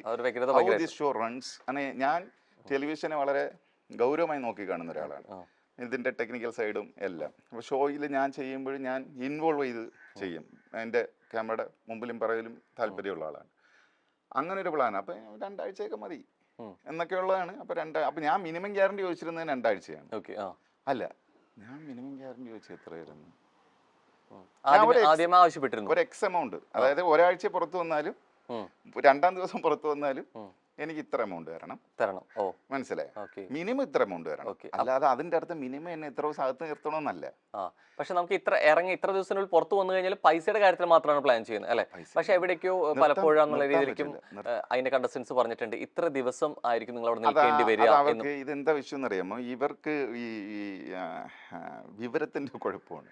ആ കോൺട്രാക്റ്റിൽ എഴുതി ക്ലോസ് ഉണ്ട്. ഏതാണ്ട് എൻ്റെ ക്ലോസ് ഏതാണ്ട് 170 പേജ് ഉണ്ടായിരുന്നു. ഈ 170 പേജും പിന്നെ എൻ്റെ വൈഫ് കുത്തിയിരുന്ന് വായിച്ചു. കാരണം എൻ്റെ വൈഫും ലോയറാണ്. അപ്പം ഞാൻ ഇത്രയും കുത്തിയിരുന്ന് ഞാൻ പറഞ്ഞു ഇതെന്താന്ന് വെച്ചാൽ നോക്കാൻ പറഞ്ഞു. എൻ്റെ അതിനകത്ത് വേറെ ക്ലോസുകൾ ഉണ്ടായിരുന്നു. പ്രോപ്പർട്ടി ഡിസ്ട്രക്ഷനും വേറെ എന്തൊക്കെയോ സാധനങ്ങളൊക്കെ എഴുതി വെച്ചിരുന്നു. കാരണം ഞാനൊരു വയലൻസ് ഉണ്ടാക്കുമെന്നൊക്കെയുള്ള ഭയം അവർക്കുണ്ടായിരുന്നു. ഈ ഫിസിക്കൽ അസോൾട്ടിനെ കുറിച്ച് സംസാരിച്ചിട്ടില്ലേ? മത്സരാർത്ഥികളുമായിട്ട് എന്നുള്ള രീതിയിലേക്ക് നമ്മൾ വാക്കുകൊണ്ടുള്ള പോരാട്ടം മാത്രം പാടുള്ളൂ. അപ്പൊ അതിനകത്തൊരു ക്ലോസ് ഇതാണ്, വീക്കിലി ഇത്ര രൂപ. മനസ്സിലായി? പിന്നെ ഒരു ഇതെന്ന് പറയുന്നത്, നിങ്ങൾ ഇത്ര ദിവസത്തിനകത്ത് പുറത്ത് ഇറങ്ങിയാലും ഇത്ര ദിവസം പൈസ തരും. അതായത് 30 days or 45 days കിട്ടും. ഇത് എമൗണ്ട് തരും. അത് ഞാൻ ഫസ്റ്റ് വീക്കിൽ എവിക്റ്റ് ആയാലും എനിക്ക് 45 ദിവസം പൈസ തരും. അതിന്റെ അർത്ഥം 45 ദിവസം പൈസ തരുന്നതുകൊണ്ട് 45 ദിവസം അകത്ത് നിർത്തുമെന്നല്ല. അല്ലല്ല, അങ്ങനല്ല. ആ ക്ലോസ് എന്ന് പറയുന്നത് ആദ്യത്തെ 7 പുറത്തു പോയാൽ 45 ദിവസം പൈസ തരും.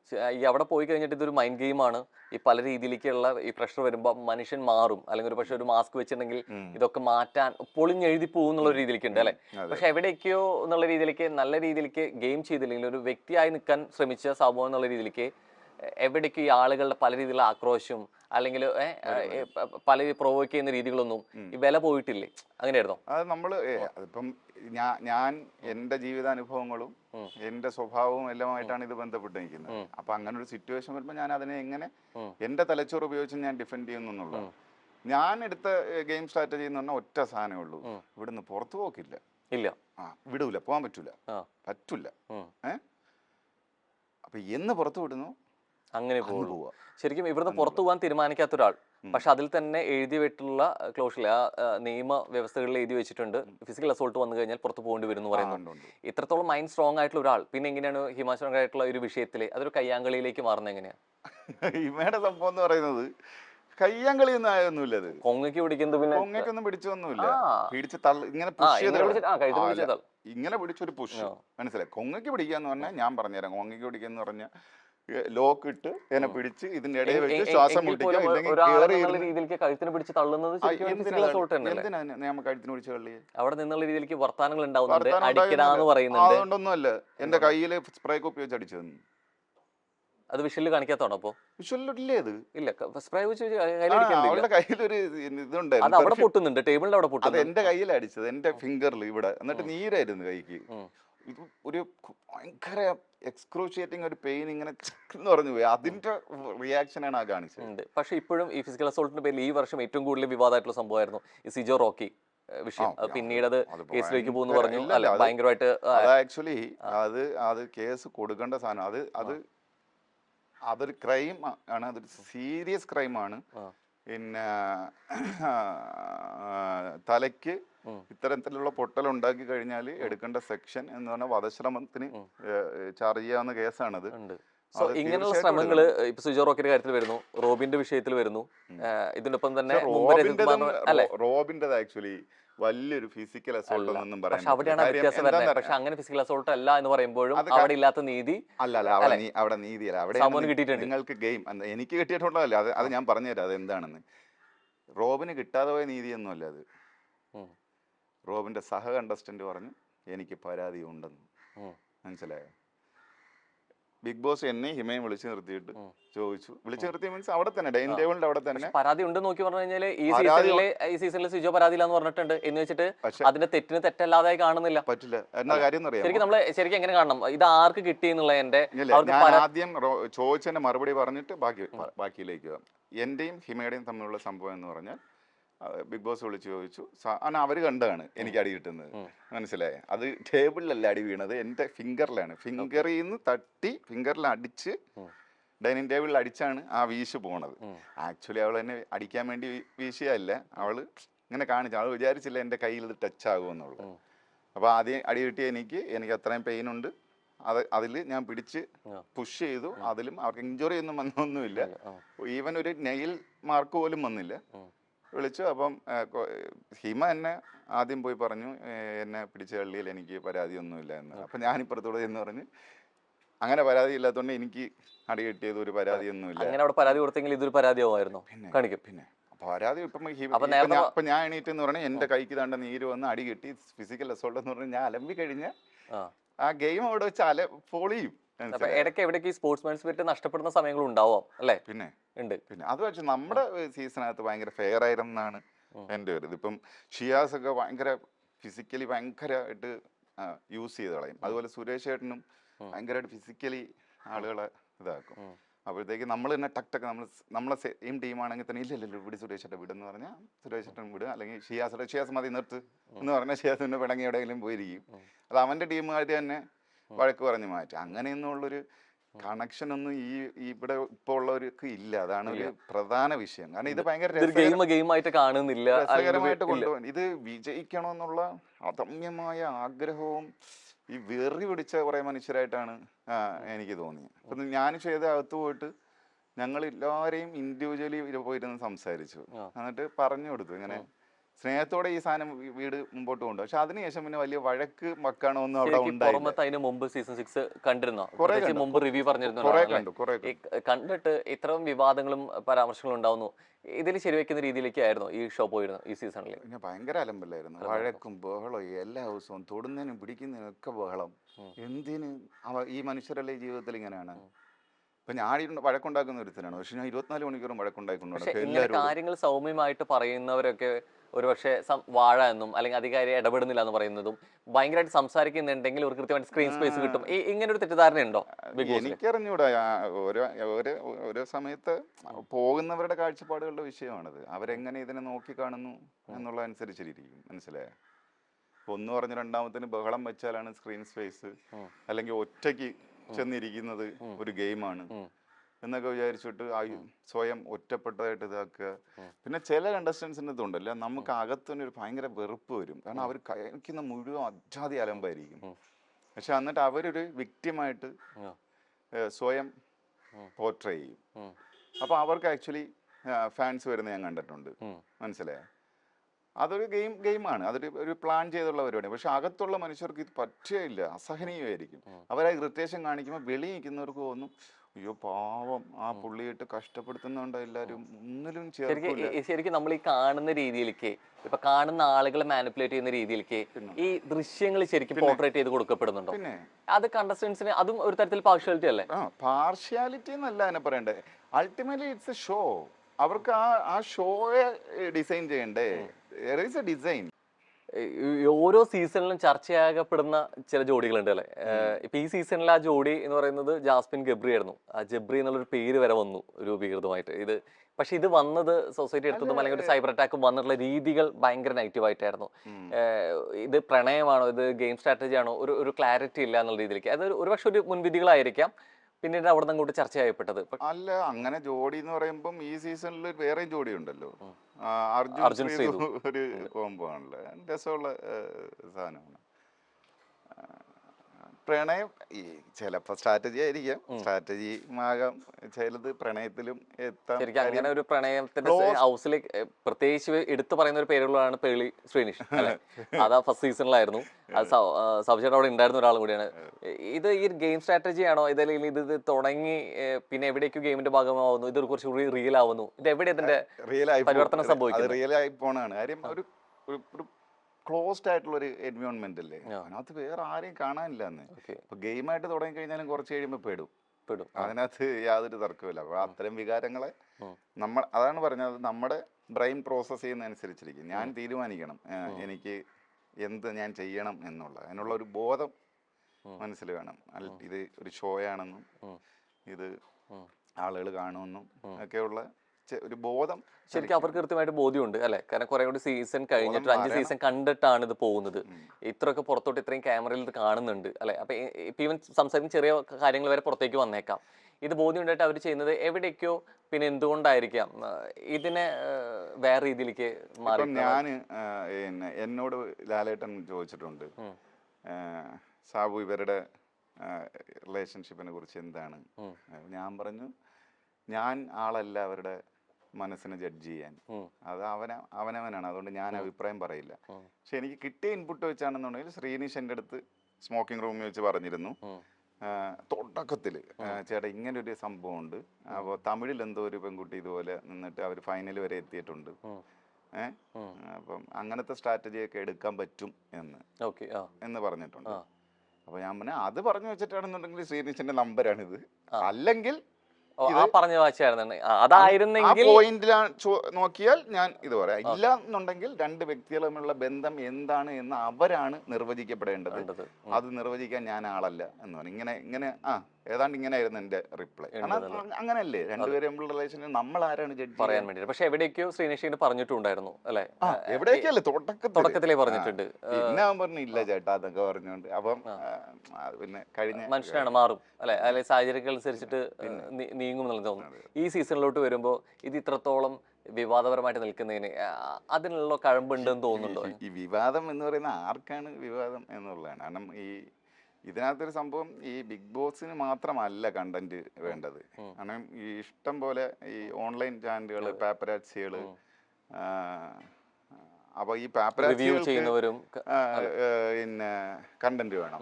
അപ്പൊ ഇതെടുത്തിട്ട് അത് അവരവരുടെ മനോനില അനുസരിച്ചിട്ടാണ് അവരതിനെ ഇന്റർപ്രറ്റ് ചെയ്യുന്നത്. ഇപ്പൊ റിവ്യൂ ചെയ്യുന്ന ഒരാളാണെങ്കിലും അയാളുടെ മാനസികാവസ്ഥയെ അയാളുടെ നിലവാരവും വെച്ചിട്ടാണ് അയാൾ ഒരു സംഭവത്തിനെ നോക്കി കണ്ടു പറയുന്നത്. അപ്പം അവരുടെ സ്റ്റാൻഡേർഡ് വെച്ചിട്ട് അപ്പം ഇതിങ്ങനെ റിവ്യൂ കൂടി ചെയ്തിരുന്ന ഒരാളാണ്. എവിടെ നിഷ്പക്ഷമാണോ അത് ഇത്തരം വാർത്തകളിൽ കുറേ ഫോക്കസ്ഡ് ആവും? എന്താ ചെയ്യാറുള്ളത്?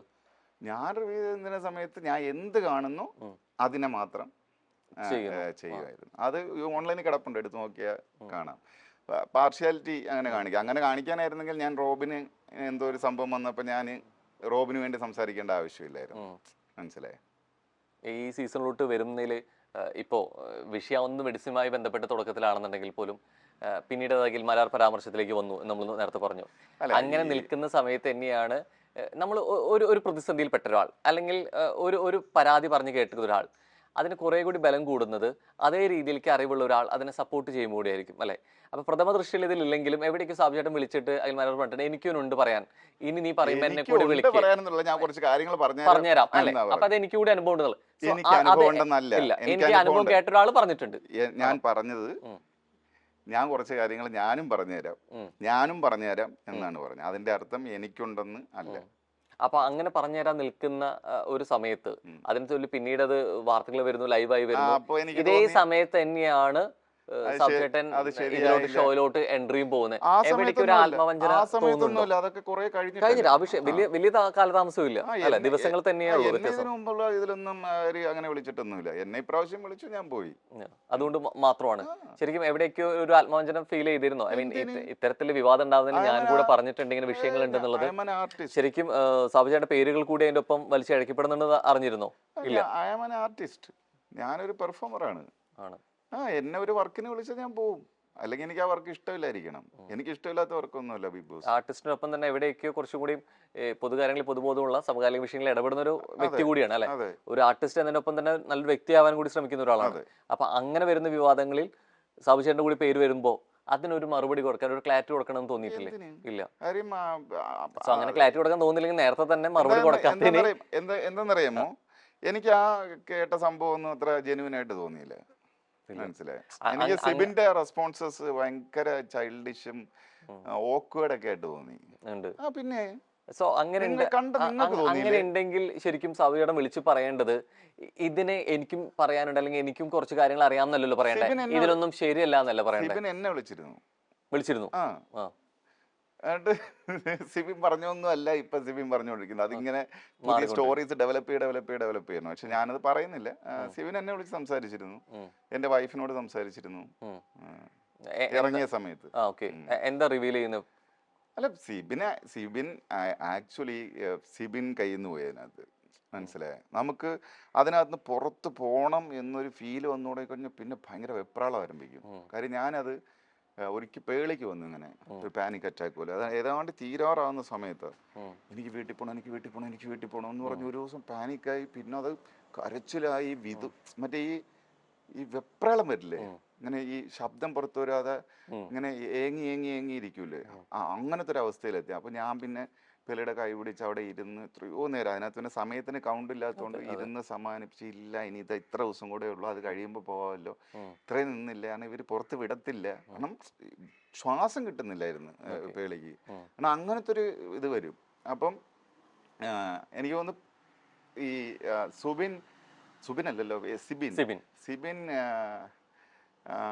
അത്തരം ഒരു സ്റ്റേജിൽ പോയിട്ടുണ്ട്. ഞാൻ ക്രൂവായിട്ട് സംസാരിച്ചിട്ടുണ്ട്. ഞാൻ പോയ സമയത്ത് എന്തായിരുന്നു ആക്ച്വലി സംഭവിച്ചതെന്ന്. അപ്പോൾ സിബിൻ പുറത്ത് പോകണമെന്ന് പറഞ്ഞാൽ സിബിൻ പേടിച്ചു പോയി. മനസ്സിലായേ? കാരണം സിബിൻ ഭയങ്കര ഓവർ കോൺഫിഡൻ്റ് ആയിരുന്നതാണ്. കാര്യം ഏഷ്യാൻ്റെ ക്രൂവിനെയൊക്കെ അറിയാം, കാരണം കുറേ വർഷമായിട്ട് വർക്കുകളൊക്കെ ചെയ്യുന്നതാണ്. അപ്പം സിബിൻ വിചാരിച്ചാണ് അവരെല്ലാം കൂടെ സിബിനെ ഭയങ്കര കംഫർട്ടബിൾ ആക്കി സപ്പോർട്ട് ചെയ്യുന്നതൊക്കെ. നോ, അവരതിൻ്റെ മെൻ്റൽ സ്ട്രെങ്തും കൂടെ ടെസ്റ്റ് ചെയ്യാൻ വേണ്ടിയിട്ടാണ്. ലാലേട്ടൻ വന്നത് വഴക്കെന്താ പറഞ്ഞു, അങ്ങനെയാണ് എൻ്റെ കിളി പോണത്.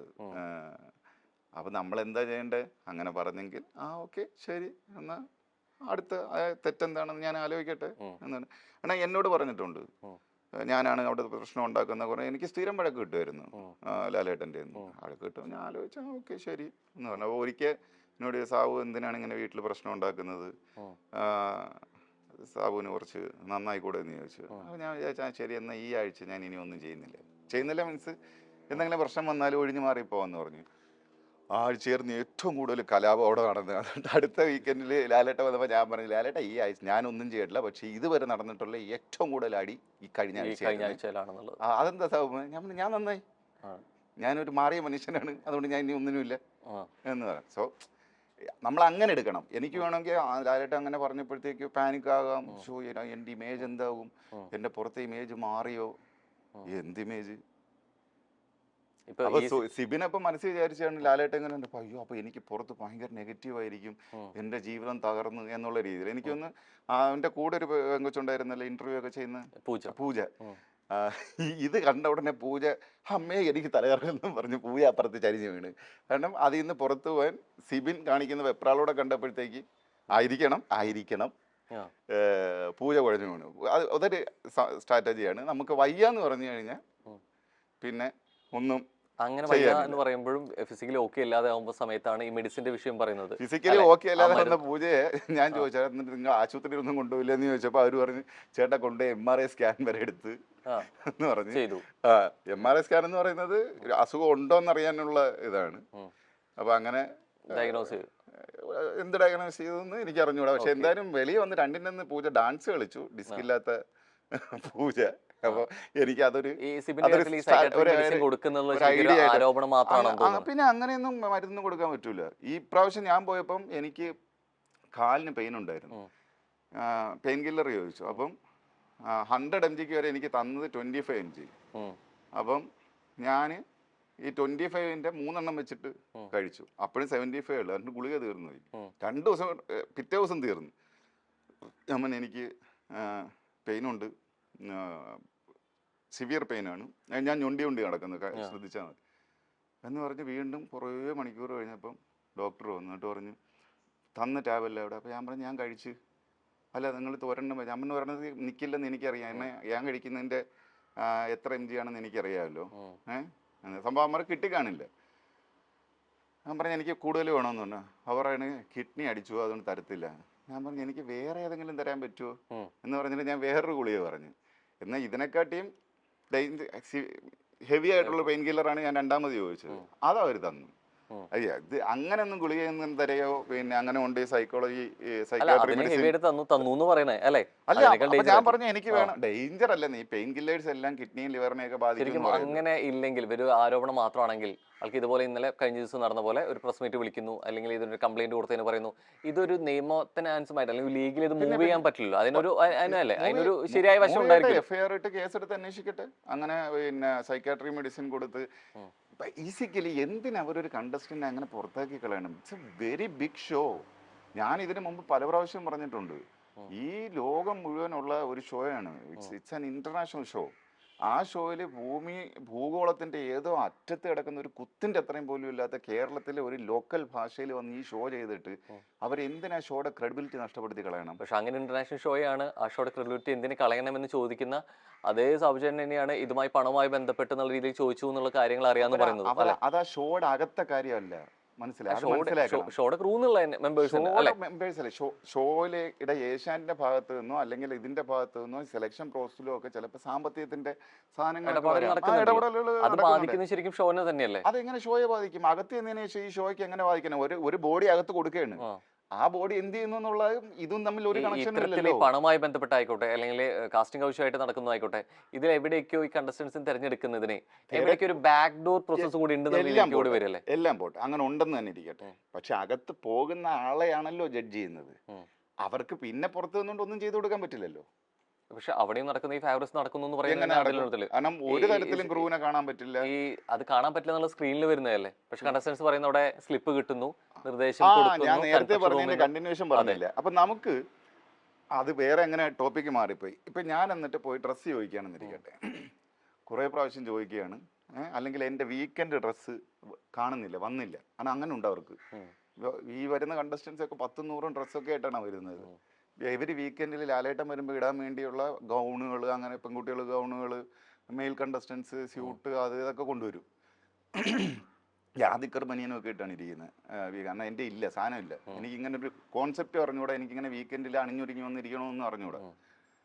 അപ്പം ഇത് വന്നില്ല എന്നുണ്ടെങ്കിൽ ഒരു ട്രേക്കകത്ത് അവർ നിങ്ങളുടെ വീക്കെൻഡ് വസ്ത്രം വന്നിട്ടില്ല എന്ന് പറഞ്ഞ് എഴുതിയിട്ട് നിങ്ങൾ മറ്റേ സ്റ്റോർ റൂമിലേക്ക് വരിക എന്ന് പറയും. അതിനകത്ത് നിന്ന് നോക്കുമ്പം ഇതിരിക്കും, വന്നില്ല എന്ന് പറഞ്ഞ് തിരിച്ചിറങ്ങി വരും. ഇതാണ് പ്രോസസ്. അത് നമ്മൾ എടുക്കരുത്, എടുക്കേണ്ടതല്ല. കാരണം പേപ്പർ നമ്മുടെ സമയത്ത് ഒരു പേപ്പറും ഇല്ലാത്തതുകൊണ്ട് വരാൻ സമ്മതിക്കില്ലായിരുന്നു. തിരിച്ചുകൊണ്ട് വയ്ക്കാൻ പറയും, ഒളിച്ചെടുത്താൽ പോലും തിരിച്ചുകൊണ്ട് വെപ്പിക്കുമായിരുന്നു. അപ്പൊ അങ്ങനെ എന്തോ ഒരു നോട്ട് വന്നു. ഈ കണ്ടസ്റ്റന്റ് അത് മടക്കിയിട്ട് മറ്റേ ലേപ്പലിന്റെ പൗച്ചില്ല, അതിലെന്തോ വെച്ചു. അതാണ് ഈ ബഹളം മുഴുവൻ. പക്ഷെ അത് മുൻ ഇതിൽ 3rd സീസണിൽ ഇതുപോലെ പേപ്പർ വന്ന് മത്സരാർത്ഥി ഇതൊരാൾ കണ്ടു, ഇത് വായിച്ചുകൊണ്ടിരിക്കുന്നത് കണ്ടപ്പോൾ ആളിത് എടുത്തിട്ട് വായിൽ വെച്ചു എന്ന് പറഞ്ഞിട്ടുണ്ട്. ശരിക്കും ഇത് എഴുതിയത് ഡ്രസ്സിനെ കുറിച്ചാണെങ്കിൽ അല്ലെങ്കിൽ അതാണെങ്കിൽ പിന്നെ ഇത് അത് ഹൈഡ് ചെയ്യേണ്ട കാര്യമോ അത് ഇല്ലാതാക്കേണ്ട കാര്യമല്ലോ. അങ്ങനെ ഇൻഫർമേഷൻ ഒന്നും കൊടുക്കുന്നില്ല. ഞാനിത് വെളുപ്പിക്കാൻ വേണ്ടി പറയുന്നൊന്നുമല്ല, അങ്ങനെ ഇൻഫർമേഷൻ ഒന്നും പാസ് ചെയ്യില്ല. പക്ഷെ എവിടേക്ക് ഈ സീസണിൽ പോയ സമയത്ത് അതെല്ലാ സീസണിലും അല്ല, ഇപ്പൊ ചലഞ്ചറായി പോയിരുന്ന ഒരാൾ കൂടിയാണ് അല്ലെ? ഞാൻ ചലഞ്ചറായിട്ടല്ല പോയത്. ഞാൻ എന്തിനു ചലഞ്ച് ചെയ്യണം? ഞാൻ വിന്നറാണ്. കഴിഞ്ഞ പ്രാവശ്യമൊക്കെ പോയിരുന്ന വിന്നേഴ്സ് അല്ല, അവർ ഓൾറെഡി അവർ പ്രൂവ് ചെയ്യാൻ പറ്റാതെ പുറത്തു പോയവരാണ്. മനസ്സിലായോ? ഞാനെന്ന് പറയുന്നത് വിൻ ചെയ്ത ആളാണ്. ഞാൻ അവരെ ചലഞ്ച് ചെയ്യാൻ പോവില്ല. എന്തിനു ഞാൻ ചലഞ്ച് ചെയ്യണം ഈ പുതിയ പിള്ളേരെ? എന്തായിരുന്നു I already won the show. എന്തായിരുന്നു കർത്തവ്യം അവിടെ കയറുന്നതിന് മുമ്പ്? ഗസ്റ്റ് ആണ്.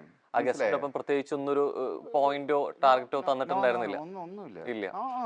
സോ ഗസ്റ്റ് എന്നുള്ളതിൽ എവിടേക്കോ ഇവരെ രീതിയിലേക്ക് അഡ്വൈസ് ചെയ്യാൻ മാത്രമാണോ പോയത്? പിന്നെ കാരണം ഗസ്റ്റ് അതിനകത്ത് പോവാൻ എൻജോയ് ചെയ്യുക, അത്രേ ഉള്ളൂ. പിന്നെ നമ്മളെ കാണാൻ ഇഷ്ടപ്പെടുന്ന മനുഷ്യരുണ്ടെങ്കിൽ അവർക്ക് നമ്മളെ കാണുമ്പോൾ ഒരു സന്തോഷം. ഇങ്ങനെ ഇത്രത്തോളം ഗസ്റ്റ് ആയിട്ട് പോകുന്ന സമയത്ത് ഇത്രയും ജനസ്വീകാര്യത പുറത്തുള്ള രണ്ട് വ്യക്തികളാണ്. അവിടെ പോകുന്ന സമയത്ത് ഏതെങ്കിലും കണ്ടസ്റ്റൻസിനോട് ഒരു ഫേവറായിട്ട് സംസാരിക്കുകയോ കാര്യങ്ങൾ ചെയ്തിട്ടുണ്ടെങ്കിൽ സപ്പോർട്ട് ചെയ്യരുത്. അങ്ങനെ ചെയ്തു തോന്നുന്നു. ഇല്ല, ചെയ്യില്ല. ഇല്ല. പക്ഷെ പുറത്തു പോകുന്ന സമയത്ത് കൂടുതൽ വാർത്തകൾ വന്നത് ജാസ്മിൻ ഫേവറായിട്ട് സംസാരിച്ചിരുന്നു എന്നുള്ള രീതിയിലേക്കാണ് വന്നിരുന്നത്. കുറെ കൂടിയും ഫേവറിസം കാണിക്കുന്നു സംസാരത്തിലും. ഇല്ല, അത് ഞാൻ ചെയ്യില്ല. കാര്യം അത് ഭയങ്കര മര്യാദകേടാണ്. കാര്യം ഇത് അവരുടെ ഗെയിമാണ്, മനസ്സിലായ? ഞാൻ അതിൽ ചെന്ന് മാനിപ്പുലേറ്റ് ചെയ്യുന്നത് ശരിയല്ല.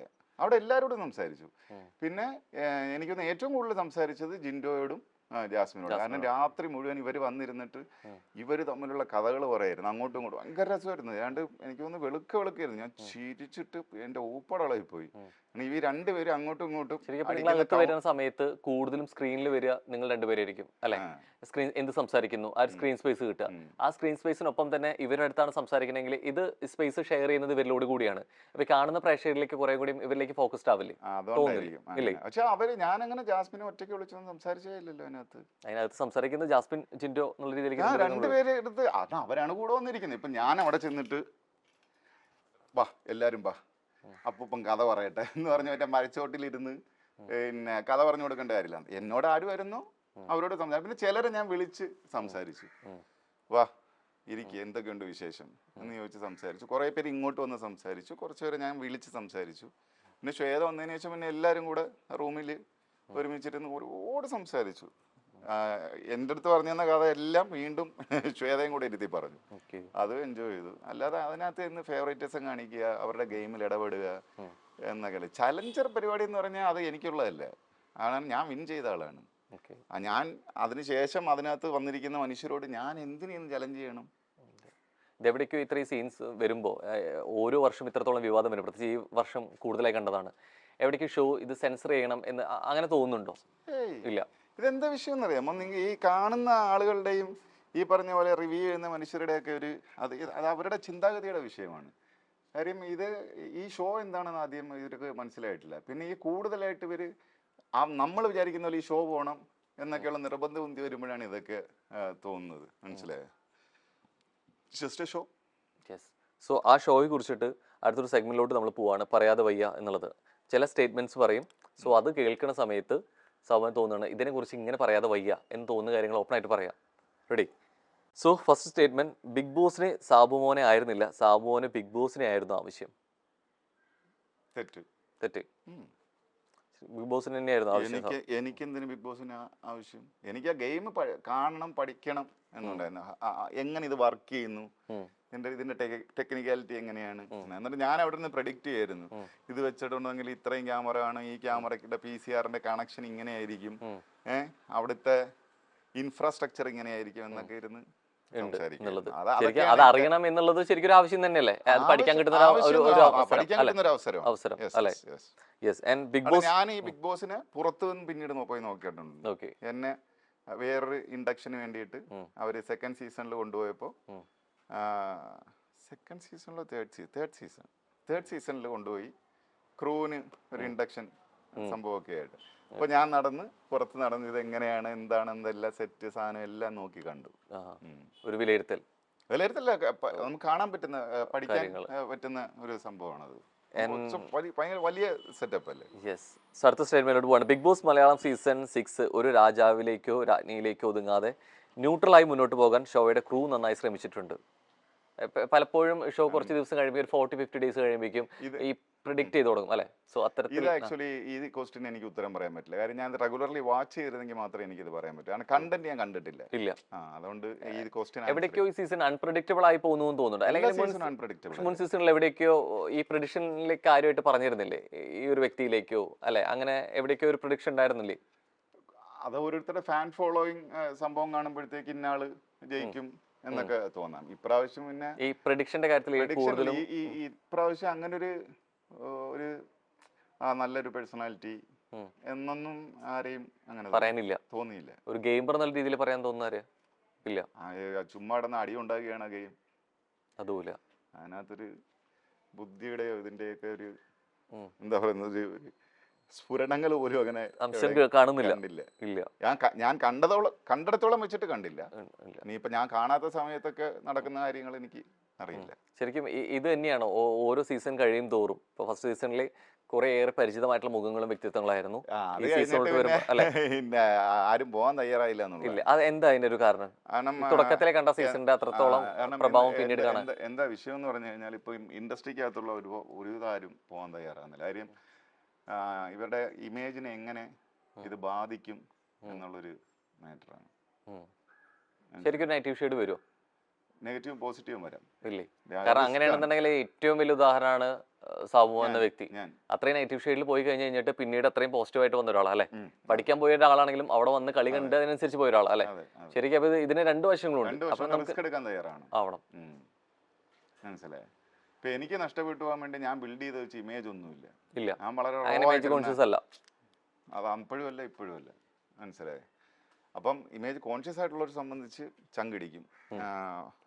പിന്നെ ഉള്ളത് അവസരത്തിന് വേണ്ടി ഈ പറഞ്ഞ പോലെ അവർക്ക് കിട്ടുന്നൊരു ചാൻസ് ആണ്. ഞാൻ അങ്ങനെ ചാൻസ് ഹണ്ട് ചെയ്ത് നടക്കുന്ന ഒരാളല്ല. ഞാൻ വരുന്ന സാധനങ്ങൾ ഗൗരവമായിട്ട് ചെയ്ത് മാറുന്ന ഒരാളാണ്. ഞാൻ അങ്ങനെ ഈഗർലി ചാൻസ് ചോദിച്ച് ടെലിവിഷനിലോ സിനിമയിലോ വരണം എന്ന് പറഞ്ഞ് നടക്കുന്ന ആളല്ല.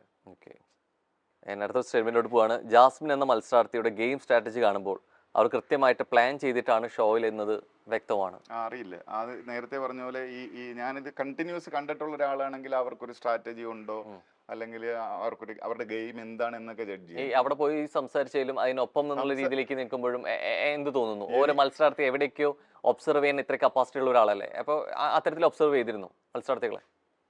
അങ്ങനെ ഒബ്സർവ് ചെയ്യില്ല. പക്ഷെ എനിക്ക് അവിടെ ചെല്ലും ഞാൻ പറഞ്ഞില്ല, എൻ്റെ അടുത്ത് കൂടുതൽ വന്നിരുന്ന് സംസാരിച്ചതും അതിനകത്ത് നടന്നിട്ടുള്ള കഥകൾ, അതായത് അതെല്ലാം ഒന്നും പുറത്തുനിന്ന് കേട്ടൊന്നും ഞാൻ ടി വിയിൽ കണ്ടില്ല.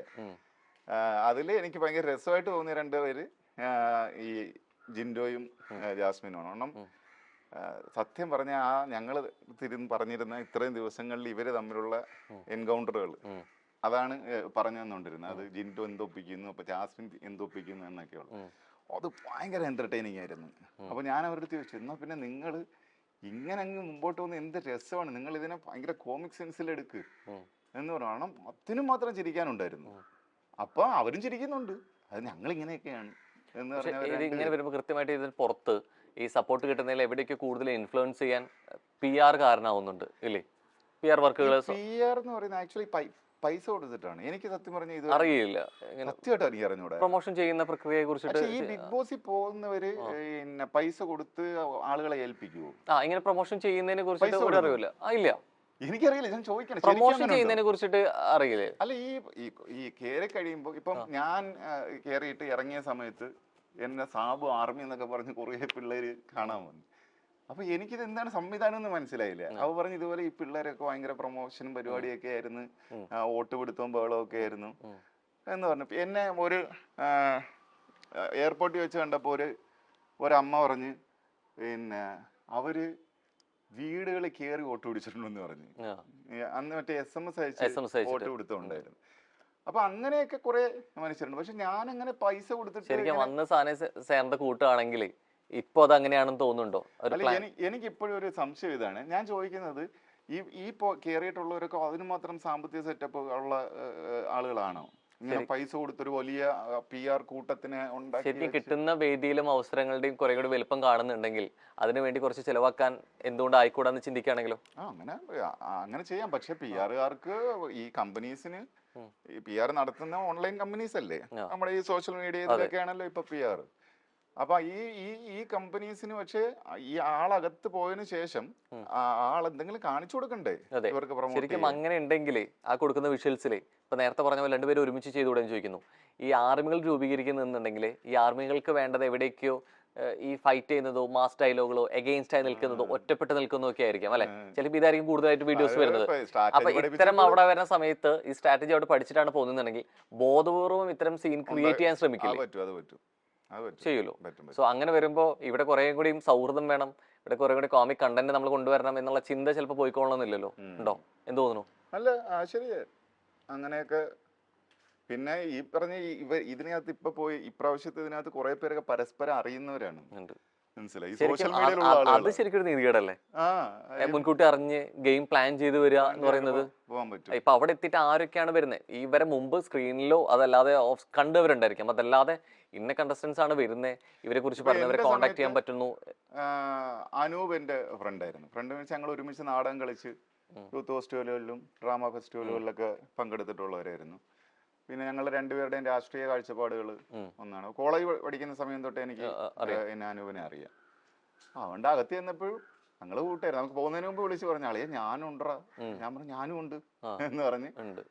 പ്ലാനൊന്നുമില്ല, എന്ത് പ്ലാൻ ചെയ്യാൻ അതിനകത്ത് കയറിയിട്ട് ഞാൻ പറഞ്ഞാ ഞാനും ഉണ്ട്, എന്ത് കളിയാ നീ ചോദിക്കാൻ. അവൻ എനിക്ക് അറിഞ്ഞൂടാ കളിയാന്ന് പറഞ്ഞുകൊണ്ട് അവനും നമ്മൾ അവസാനം വരെ കൈവിട്ടില്ല. അതിനിപ്പോ ആകാശം ഇടിഞ്ഞു വീഴുമെന്ന് പറഞ്ഞാലും ശരി, അനൂപിനെ ഞാൻ അതിനകത്ത് പ്രൊട്ടക്ട് ചെയ്തിരിക്കും. അപ്പൊ ശരിക്കും ഈ പറയുന്നതിൽ നിങ്ങൾ മത്സരാർത്ഥികൾ പറയുമ്പോൾ വേറെ ആളുടെ അടുത്ത് റിവീൽ ചെയ്യരുത്, ഇത് പറയരുത്, ഇതിന് അതിൻ്റെതായിട്ടുള്ള ജെനുവിനിറ്റി എന്ന് പറയുന്നത് ഇത് വലിയ ഇത് ഉണ്ടാക്കി വെച്ചുള്ള വലിയ കള്ളമല്ല, ഒരു മാസ്ക്. എന്റെ കൂട്ടുകാരൻ എന്റെ ഷോയ്ക്കകത്ത് ഞാൻ പോണ ഷോയ്ക്കകത്തുണ്ടെന്ന് അറിഞ്ഞ് ഞാൻ വിളിച്ചു ചോദിച്ചില്ല അളിയാ നീ ഉണ്ട് അളിയാന്ന്. അപ്പൊ അത്തരത്തില് അറിഞ്ഞിട്ടുണ്ടെങ്കിൽ മറ്റൊരാൾ അറിയുന്നത് അവിടെ നിന്ന് റിവീൽ ചെയ്യും, ഇന്ന മത്സരാർത്ഥി കൂടെ അവിടെ വരുന്നുണ്ട്, അല്ലെങ്കിൽ ഇങ്ങനെ സുഹൃത്താണെന്നുള്ളത് ക്രൂവിന്റെ മെമ്പേഴ്സ് ഭാഗത്തുനിന്ന് വിളിച്ചു പറയുന്നുണ്ടോ? ഇപ്പൊ സഭയുടെ പറഞ്ഞു ഓൾറെഡി എന്റെ ഫ്രണ്ട് അതിലുണ്ടെന്ന് വിളിച്ചു പറഞ്ഞാൽ ഞാൻ വിളിക്കില്ലെന്ന് ചോദിക്കില്ല, അത് എന്റെ അടുത്ത് പറഞ്ഞുണ്ടോ എന്ന് ചോദിക്കുന്നത്. ഇത് ഞങ്ങളുടെ കോമൺ ഫ്രണ്ട് എന്നെ വിളിച്ചു പറഞ്ഞതാണ്. അവൻ അവന്റെ ഫ്രണ്ടിന്റെ അടുത്ത് പറഞ്ഞ അവൻ എന്റെ ഫ്രണ്ടുമാണ്. അപ്പൊ അവൻ പറഞ്ഞ അളിയുടെ സാബുവും വരുന്നുണ്ട്. അങ്ങനെ അറിഞ്ഞാണ് ഡയറക്റ്റ് വിളിച്ചോളല്ലേ? അപ്പൊ കറക്റ്റ് അല്ല.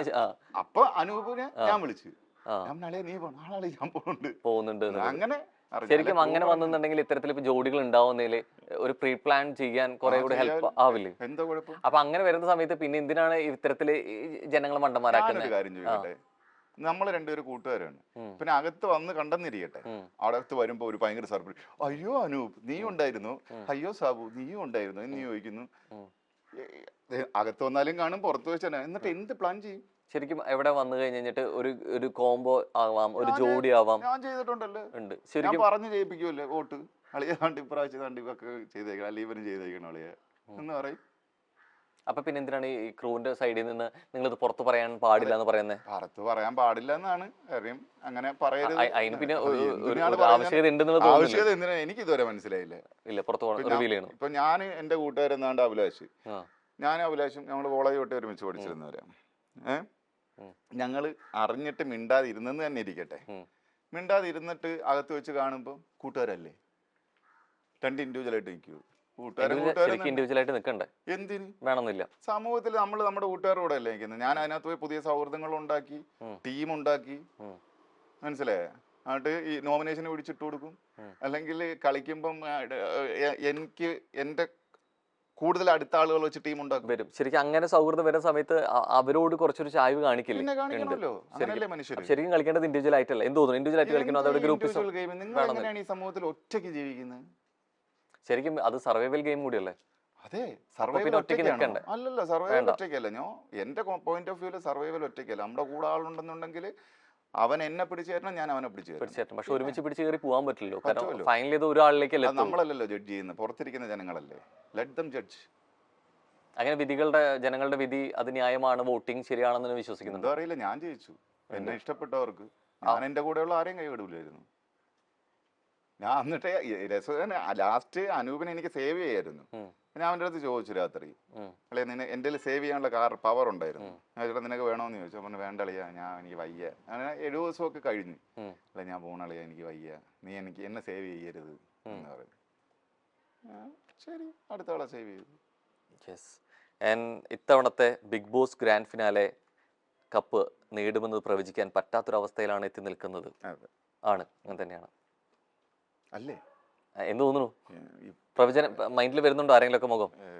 ഇല്ല ഇല്ല.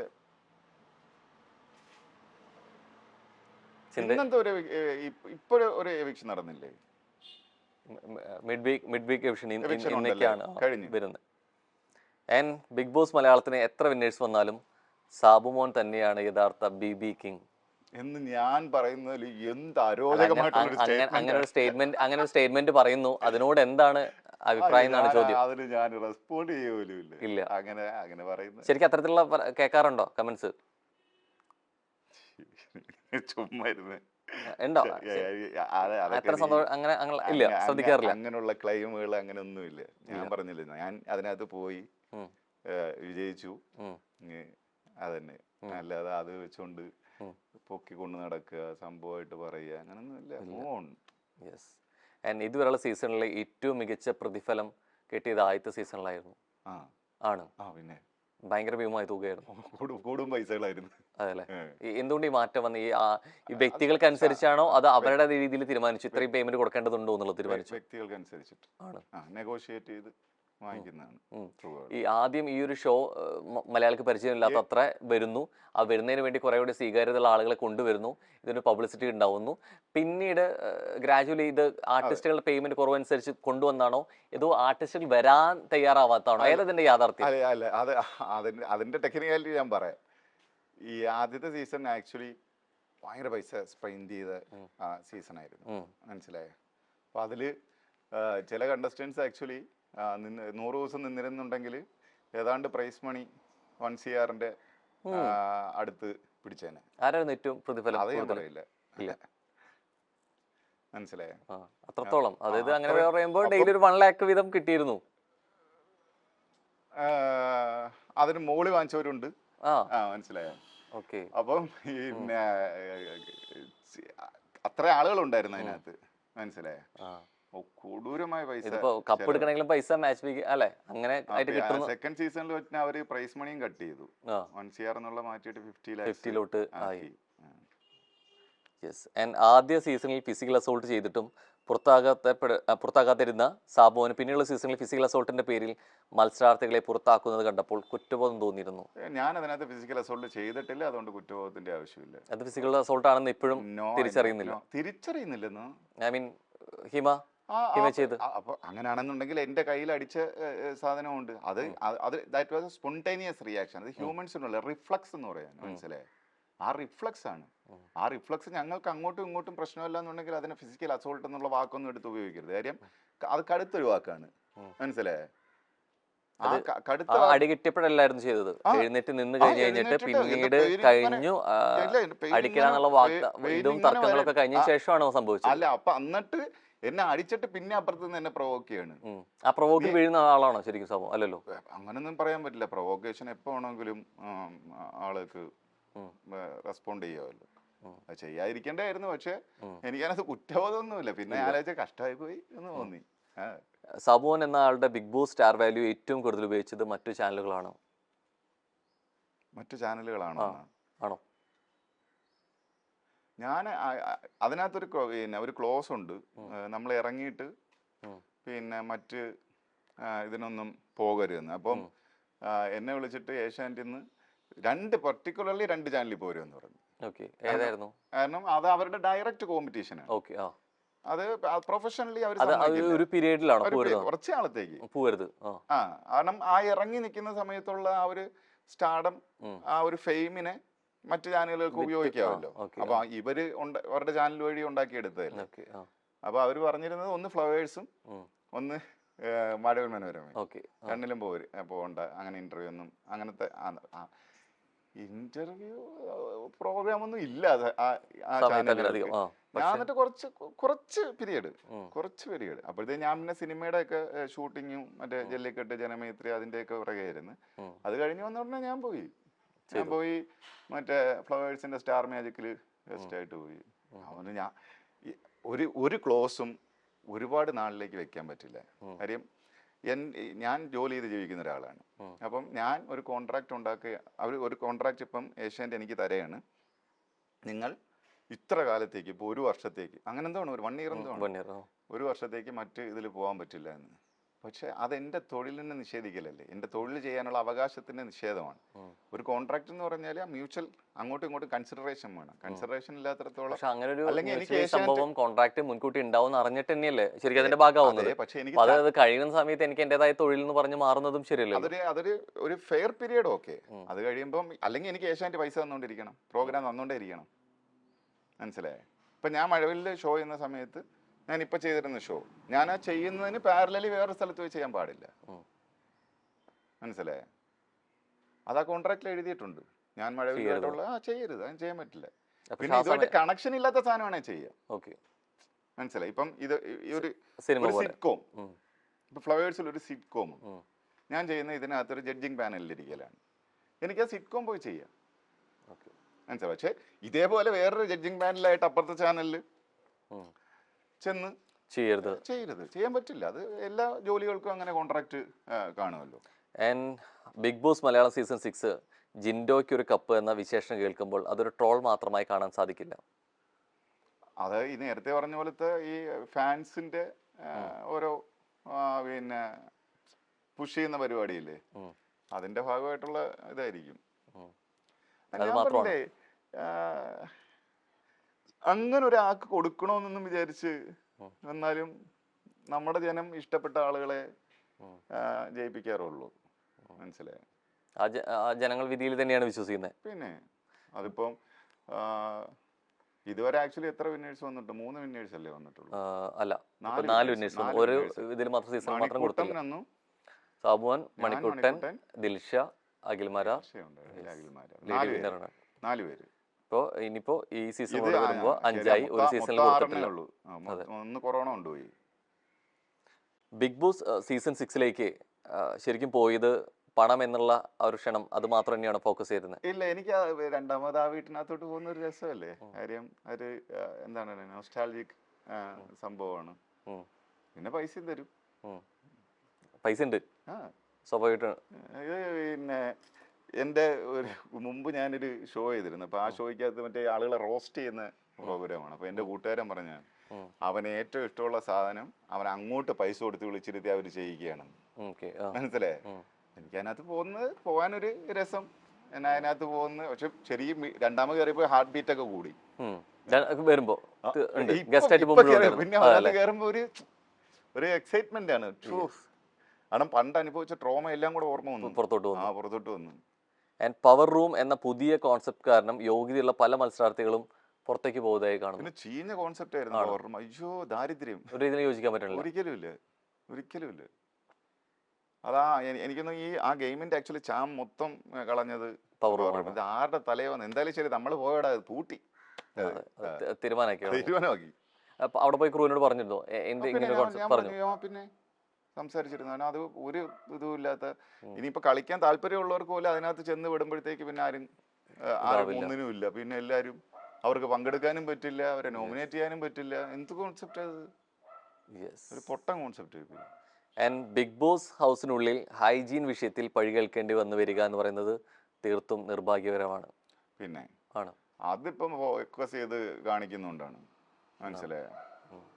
പിന്നെ ജനറലി വൃത്തിയില്ലായിരുന്നു കേട്ടോ. എന്റെ ദൈവമേ, അത് കണ്ടസ്റ്റൻസിന്റെ ഭാഗത്തുനിന്നോ അത് മൊത്തത്തിലെ ഹൗസ്? കണ്ടസ്റ്റൻസിന്റെ ഭാഗത്ത് ഹൗസ് ജനറൽ ക്ലീനിങ് അവർ ചെയ്യും. ശരിക്കും ജനറൽ ക്ലീനിങ് നമ്മൾ തന്നെയാണ് അത് മെയിൻറ്റെയിൻ ചെയ്ത് കൊണ്ടുപോകുന്നത്. പിന്നെ ഓ സത്യമായിട്ടും നമ്മുടെ സീസണില് കാർപ്പറ്റ് മുടി കിടക്കുന്ന പറഞ്ഞിട്ട് നോമിനേറ്റ് ചെയ്തിട്ടുണ്ട് ആ സമയത്ത്. ഇത് അങ്ങനെ വരുന്ന സമയത്ത് ഈ സീസണിൽ എത്രത്തോളം അത് ഹൈജീനിന്റെ ഇഷ്യൂ വരുന്നുണ്ടെങ്കിൽ അത് ആരാണ് കാരണം? ജനറലി ഉണ്ട്, എല്ലാവരും അതിന്റെ ഭാഗമാണ്. എല്ലാവരും അതിന്റെ ഭാഗം. പിന്നെ എന്തുകൊണ്ടായിരുന്നു ഒരാളുടെ പേരിലേക്ക് അത് എന്തുകൊണ്ട് വന്നു എനിക്ക് മനസ്സിലായില്ല. പിന്നെ അതില് എനിക്ക് തോന്നുന്നു അത് ബിഗ് ബോസിന്റെ ഭാഗത്ത് നിന്ന് അങ്ങനെയുള്ള ഒരു കമന്റ് വന്നതിന് ശേഷം പിന്നെ ബാക്കിയുള്ളവരെ ആക്രമിക്കാൻ ഒരു ആയുധമായിട്ട് അതിനെ ഉപയോഗിച്ചു എന്നുള്ളതാണ്, മനസ്സിലായത്. നമ്മളിപ്പോ അങ്ങനെ നോക്കുകയാണെന്നുണ്ടെങ്കിൽ ഏത് മനുഷ്യരാണെന്നുണ്ടെങ്കിലും നമ്മള് ഇത്തരം സിറ്റുവേഷൻസ് കിട്ടുന്ന ഷോ അത് വിറ്റഴിക്കാൻ നോക്കുന്നുണ്ട്. പിന്നെ ബോധപൂർവം തന്നെയാണ്. അതാ ഷോ ഡയറക്ടേഴ്സ് പിന്നെ ബാക്കി ക്രൂ എല്ലാം കൂടെ അവർ കാണുന്നുണ്ടല്ലേ ഇത്. അവർക്ക് വേണമെങ്കിൽ കട്ട് ചെയ്യാമല്ലോ, മനസ്സിലായി? അവരത് ബിൽഡ് ചെയ്ത് കൊണ്ടുവന്നു. അങ്ങനെ ഒരു ചർച്ച വെളിയിലുണ്ടായപ്പോൾ അവർക്ക് മനസ്സിലായി അതിനൊരു കാര്യമുണ്ട്, പോയിന്റ് ഉണ്ട്, അതെടുത്ത് ഇട്ടാൽ മാർക്കറ്റ് ചെയ്യാൻ പറ്റും എന്നുള്ളത്. അതുകൊണ്ടാണ്. ബിഗ് ബോസിൽ പോയി വന്ന എല്ലാവരോടും ആളുകൾ സ്ഥിരമായി ചോദിക്കുന്ന ചോദ്യം ബിഗ് ബോസ് സ്ക്രിപ്റ്റഡ് ആണോ എന്നതാണ്. ആ ചോദ്യം സാബുനോട് ചോദിച്ചാൽ? സ്ക്രിപ്റ്റ് എന്ന് പറയുന്ന ഒരു പരിപാടി അതിനകത്ത് വർക്കൗട്ട് ആകില്ല. എഡിറ്റഡ് ആണെന്നുള്ളത് വർക്കൗട്ട്. എഡിറ്റഡ് ആണല്ലോ. പക്ഷേ എഡിറ്റഡും ഒരു തരത്തിലൊരു മാനിപ്പുലേഷൻ അല്ലേ? പിന്നെ കാര്യം ഇത്രയും ക്യാമറാസ് ഇരിക്കുകയാണ്. ഓക്കെ, ഇപ്പൊ ഇത് ബിഗ് ബോസ് ഹൗസ് ആണെന്ന് ഇരിക്കട്ടെ, നമ്മൾ രണ്ടുപേരും ഇവിടെ ഇരുന്ന് സംസാരിക്കും. അപ്പൊ ഇവിടുത്തെ ക്യാമറാസിൽ നമ്മളെ രണ്ടുപേരെ ഉണ്ട്. എൻ്റെ ഫ്രണ്ട് അഭിലാഷ അപ്പുറത്തിരിക്കുകയാണ്, അവിടെ ക്യാമറയുണ്ട്. ഇതിൽ ഏത് ക്യാമറ കാണിക്കണം എന്നുള്ളത് അവിടെ ഇരിക്കുന്ന എഡിറ്റേഴ്സ് അല്ലേ തീരുമാനിക്കുന്നത്. അവർ സ്വിച്ച് ചെയ്ത് വിടുന്നതനുസരിച്ചിട്ടാണ് പോകുന്നത്. അപ്പൊ എങ്ങനെ അപ്പൊ വേണമെങ്കിലും നമ്മളുടെ portrait ഈ ചെയ്യാം. സംസാരത്തിന് കട്ട് ചെയ്ത് കളഞ്ഞിട്ട് അഭിലാഷ് അവിടെ ഇരുന്ന് എഴുതുന്നത് കാണിക്കാം. ചെയ്യാം. ആണാ 24 hour ഷോ എന്ന് പറയുന്നെങ്കിലും ഇതിൽ പല ക്യാമറാസ് വരെയല്ലേ. അങ്ങനെയെങ്കിൽ അവർക്ക് വേണ്ട കണ്ടസ്റ്റൻസിന് കുറേം കൂടി അല്ലെ സ്ക്രീനിൽ കൊടുക്കാം, അങ്ങനെയും പറ്റില്ലേ? എനിക്ക് തോന്നുന്നു ഫോറിനില്, എനിക്ക് തോന്നുന്നു ബിഗ് ബ്രദറിലാണെന്ന് തോന്നുന്നു, നമുക്ക് ക്യാമറ ചൂസ് ചെയ്യാം. ഉണ്ട്. അവരുടെ വെബ്സൈറ്റിൽ ഹോൾ ക്യാമറാസ് ഓൺ ആണ്. ഓക്കെ. അപ്പൊ അതൊരു പാനലായിട്ട് വരും. ചെയ്യാം. മനസ്സിലായി. ഏത് കണ്ടസ്റ്റന്റ് കാണുന്നുണ്ടെങ്കിൽ നമുക്ക് ഇഷ്ടമുള്ള കണ്ടസ്റ്റന്റിനെ അതിൽ കൊണ്ട് ക്ലിക്ക് ചെയ്ത് കഴിഞ്ഞാൽ അവരുടെ സാധനം റൺ ആവും. ഇവിടെ അതില്ലല്ലോ. ഇല്ല. ഇവിടെ ഇവര് എഡിറ്റ് ചെയ്ത് വിടുന്ന ആ സാധനം അടുത്ത വർഷം വെക്കാൻ എല്ലാവരും കൂടെ പറയും. പക്ഷെ അത് ഇവിടെ പ്രാക്ടിക്കലി പോസിബിൾ ആവും? അത് പ്രായോഗികമായിട്ട് ടിവിയിൽ നിന്ന് കാണും. ടിവിയിലല്ലല്ലോ, ഈ ഓൺലൈൻ പ്ലാറ്റ്ഫോമിലല്ലേ. അതല്ല ഇപ്പൊ കൂടുതലും കാണുന്നത് എന്നുള്ള രീതിയിലേക്ക്. ഓൺലൈൻ പ്ലാറ്റ്ഫോമിലല്ലേ കാണുന്നത്? അതെ, അത് ലൈവായിട്ട് കാണുന്നു.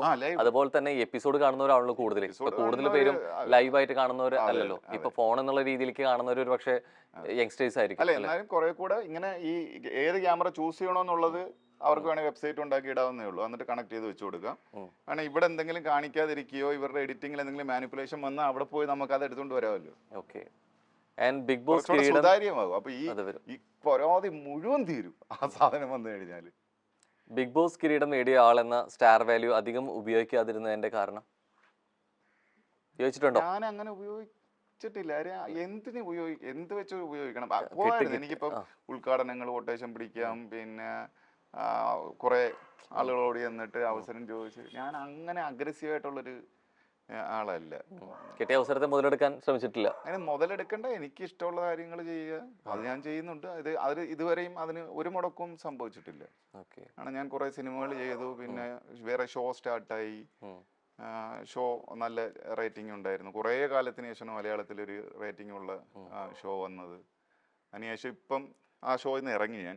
കഴിഞ്ഞ ഒരു 6-7 മാസമായിട്ട് തമിഴ് സിനിമയുടെ ഷൂട്ടിങ്ങും പരിപാടിയൊക്കെ ആയിരുന്നു. ഇനിയിപ്പോ സിനിമ ഷൂട്ട് തുടങ്ങാൻ പോകുന്നു. നമ്മളങ്ങനെ ഉപയോഗിക്കേണ്ട കാര്യമില്ല. അങ്ങനെ ഉപയോഗിക്കേണ്ട, നമുക്കുള്ള സാധനം വരും. അടുത്തൊരു സെഗ്മെന്റിലോട്ട് പോവാണ്. സാബുമോൻ കണ്ട ബിഗ് ബോസ് സീസൺ 6. സോ അതിന് വിലയിരുത്തുകയാണ്. അപ്പോൾ ഓരോ ടൈറ്റിൽ തരും, അത് എന്തായിരുന്നു ആരായിരുന്നു എന്നുള്ള രീതിയിലേക്ക് പറയാം. ഓക്കെ. So best gamer. ഗെയിമറല്ല, ഇപ്പം പിന്നെ ഇപ്പോൾ ഉള്ള പബ്ലിസിറ്റിയുടെയും ഫാൻ ഫോളോയിങ്ങിന്റെയും ട്രെൻഡും ഒക്കെ വെച്ചിട്ട് നോക്കുകയാണെങ്കിൽ 2 പേര്, ഒന്ന് ജാസ്മിനും ജിൻഡോയും. അതിലൊരാളെ ബെസ്റ്റ് ഗെയിമർ എന്ന രീതിയിലേക്ക് വിലയിരുത്താണെങ്കിൽ ഇല്ല, ഈക്വൽ ആണോ? ആ കാര്യം അവർ 2 പേരും ഏതാണ്ട് ഒരേപോലെ പോയിക്കൊണ്ടിരിക്കുകയാണ്. ഏറ്റവും ബെസ്റ്റ് ഗെയിമർ ആരാ? അത് 10-25 പേരാണ്. സത്യമായിട്ട് എനിക്ക് എല്ലാവരും അറിഞ്ഞൂടെ, എനിക്ക് പേര് പോലും അറിഞ്ഞൂടെ. അങ്ങനെ കണ്ട ഒരാളുണ്ടായിരുന്നു മനസ്സിലായി, ഇത് എന്താണ് ചെയ്തോണ്ടിരിക്കുന്നത് തോന്നി? എന്താണ് കാണിക്കുന്നത്? തുടക്കത്തിലൊരു കക്ഷി വന്നിരുന്നു, പുള്ളി സീരിയൽ ആക്ടർ അങ്ങനെ എന്തോ ആണ്, വെറുതെ വഴക്കുണ്ടാക്കി കൊണ്ട് നടക്കുന്ന രതീഷ്. രതീഷ് പാട്ടൊക്കെ പാട്ട് പാടുന്ന രതീഷ്. അതന്നെ. പുള്ളി എന്തൊക്കെയോ ഇവിടെ നിന്ന് കാണിച്ചു അതിനകത്ത്. പുള്ളിക്ക് എന്താണെന്ന് മനസ്സിലായില്ല എന്ന് തോന്നി. എവിടേക്കോ മുൻ സീസണുകളിൽ അത്രത്തോളം ശബ്ദം ഉയർത്തി സംസാരിക്കുന്ന ഒരു സ്പേസ് കിട്ടുന്നുള്ള തോന്നൽ കൊണ്ട് അത് അങ്ങനെ തോന്നുന്നുണ്ടോ? തെറ്റിദ്ധരിച്ചു പോയാണ്. അങ്ങനെ ആയിരിക്കും. പുള്ളി നിന്നിരുന്നെങ്കിൽ പിന്നെ തൊണ്ടയ്ക്ക് ഓപ്പറേഷൻ വന്നേനെ. ഓൾറെഡി ഗെയിം ഇന്റർവ്യൂവിൽ ഇരുന്നു നമുക്ക്. അപ്പോൾ രജിസ്റ്റർ തന്നെ പറഞ്ഞ കാര്യം ഓൾറെഡി അത് ഗെയിം പഠിച്ചു വരുമ്പോഴേക്കും വ്യക്തമായി എന്നുള്ളതായിരുന്നു. ആൻഡ് ടോപ്പ് 5-ൽ ഉണ്ടാവേണ്ടിയിരുന്നതും എന്നാൽ നിർഭാഗ്യം കൊണ്ട് പുറത്തായതുമായ മത്സരാർത്ഥി. ഞാൻ അത്രയും കീനായിട്ട് ഒബ്സർവ് ചെയ്തിട്ടില്ലാത്തതുകൊണ്ട് എനിക്ക് അതിനകത്തൊരു ആരെങ്കിലും ഒരു എവിക്ഷൻ പ്രക്രിയയിൽ ഇയാൾ പുറത്തായോ എന്ന് തോന്നിയിട്ടുണ്ടോ? ഞാൻ നേരിട്ട് അവിടെ ചെന്നപ്പോൾ കണ്ട ഒരു സാധനം, അപ്സര ഗെയിം സാധനങ്ങൾ ഒക്കെ ഭയങ്കര സിൻസിയറായിട്ട് നിന്ന് ചെയ്ത്. എനിക്കൊരു ടാസ്ക് വന്നിരുന്നു, ഒരു ഡയമണ്ട് ഒളിപ്പിച്ച് വെക്കുക എന്ന് പറയുന്നത്. അത് അനൗൺസ് ചെയ്ത ശേഷം ഒരു നിമിഷം അപ്സര വെറുതെ ഇരുന്നിട്ടില്ല.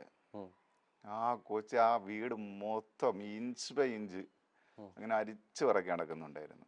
ആ കൊച്ച് പുറത്ത് പോയി ആലോചിച്ചിട്ട് നല്ലപോലെ ചെയ്തിരുന്നൊരു കക്ഷിയാണ്. പിന്നെ വോട്ടിന്റെ അടിസ്ഥാനത്തിലാണ്, ഒന്നും ചെയ്യാനില്ല. വോട്ടിലും സുതാര്യത ഉണ്ടല്ലോ അല്ലെ? വോട്ടിപ്പോ മറ്റേ ഇതില് ഹോട്ട്സ്റ്റാറിൽ മാത്രമല്ലേ ഉള്ളൂ.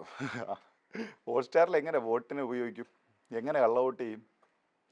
അപ്പോൾ ചോദിക്കും പറ്റില്ലേ എന്ന് ചോദിച്ചാൽ അതിന് ഞാൻ ഒരു മറു ചോദ്യം ചോദിക്കും. ഹോട്ട്സ്റ്റാർ എന്ന് പറയുന്നത് ഒരു ഇന്റർനാഷണൽ OTT പ്ലാറ്റ്ഫോമാണ്.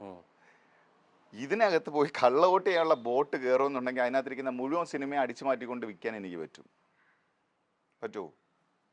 നമുക്ക് ബിഗ് ബോസിനെ സംബന്ധിച്ചിടത്തോളം വിശ്വാസ്യമായിട്ടുള്ള ജെന്യുവിനാണെന്ന് ചിന്തിക്കുന്ന പല കാര്യങ്ങളും പൊളിഞ്ഞുകൊണ്ടിരിക്കുകയാണ്. കുറെ കാര്യങ്ങൾ ചോദിക്കുന്ന ചോദ്യത്തിന് മറുപടി തരണം.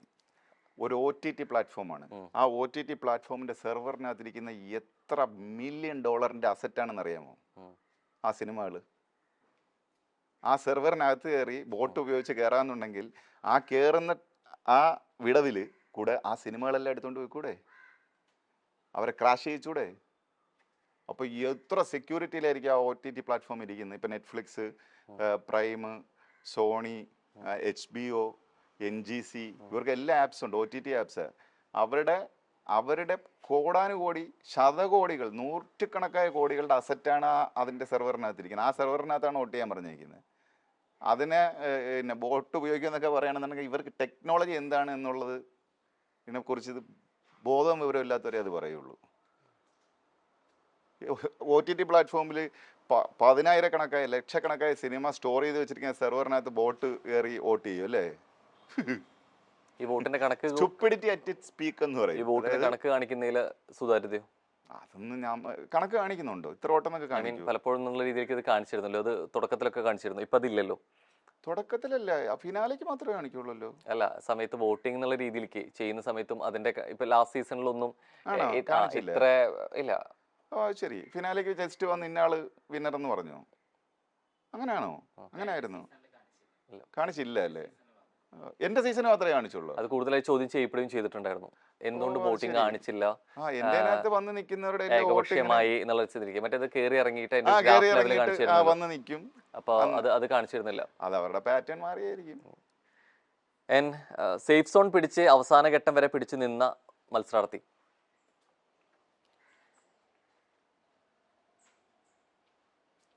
മറ്റേ പയ്യനായിരിക്കും, മറ്റേ അഭിഷേക് ഒരു പയ്യനുണ്ടല്ലോ, ഒരു വെളുത്ത് ടിക്കറ്റ് ഫിനാലെ ഫസ്റ്റ് കയറിയ ആളാണ്, അഭിഷേകാണ്. സേഫ് സോൺ ആയിരുന്നു. ആ പയ്യൻ ഒന്നിലും ഇടപെടുന്നില്ല, അവിടെ ഒരു സൈഡിൽ പോയി ഇരിക്കുന്നുണ്ട്. തെറ്റിദ്ധരിക്കപ്പെട്ട മത്സരാർത്ഥി ആരാ ഏറ്റവും കൂടുതൽ? അതിപ്പം മൊത്തം കണ്ടാലേ അറിയാൻ പറ്റുള്ളൂ. എന്നാലും കണ്ടതിൽ വെച്ച് പുറത്തു വരുന്ന വാർത്തകളും അവിടെ കണ്ട മത്സരാർത്ഥി നിലയിലും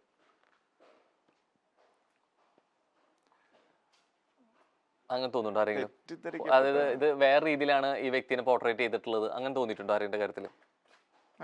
ഇല്ല. സ്വന്തം ടാലന്റ് ഹൗസിനകത്ത് പ്രൂവ് ചെയ്യാൻ പറ്റാതെ പോയ മത്സരാർത്ഥി ആരാണെന്ന് തോന്നിയിട്ടുണ്ടോ? ഈ ടാലന്റ് ഉണ്ടായിട്ടും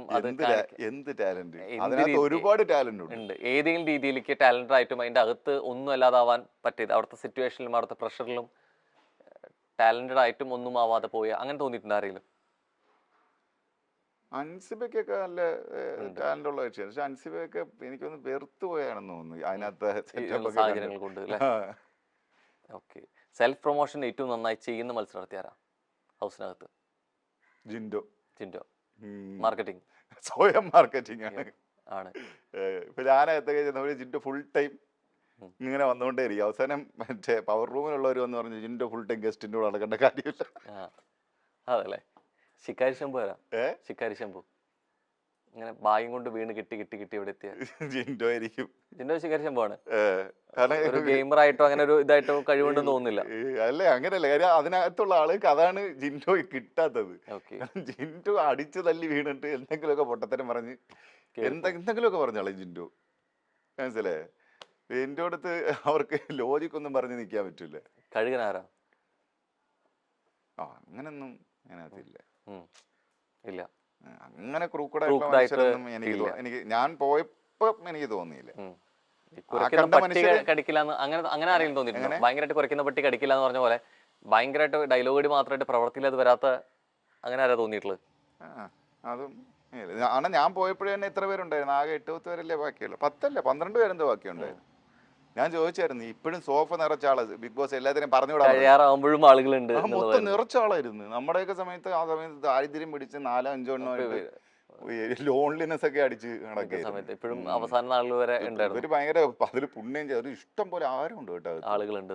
ആഹാരം നമ്മുടെ അതിനകത്ത് പട്ടിണി കിടന്ന് തണ്ണിമത്തന്റെ തോട് വെച്ച് കറി ഉണ്ടാക്കി. ശരിക്കും എന്തിനാണ് പിന്നെ ഇത്രയും ഫുഡ് അവർ കിട്ടുമ്പോഴും ഈ ലക്ഷറി ബഡ്ജറ്റിൽ ഇത് കിട്ടുന്നു, വളരെ പരിമിതമായിട്ടുള്ള ഭക്ഷണം കിട്ടണം എന്നുള്ള ഒരു ഡ്രാമ പുറത്ത് കാണിക്കുന്നത് എന്തിനാ?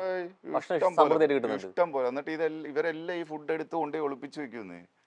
അവിടെ ചോക്ലേറ്റ് സാധനമൊക്കെ എന്തോരം വരുന്നത്. നമ്മളൊക്കെ എനിക്ക് പിന്നെ ചോക്ലേറ്റിന്റെ ആളല്ലേ, നമ്മുടെ സീസണിലൊക്കെ കൂടെ ഉണ്ടായിരുന്ന ഒരു കരയുമായിരുന്നു.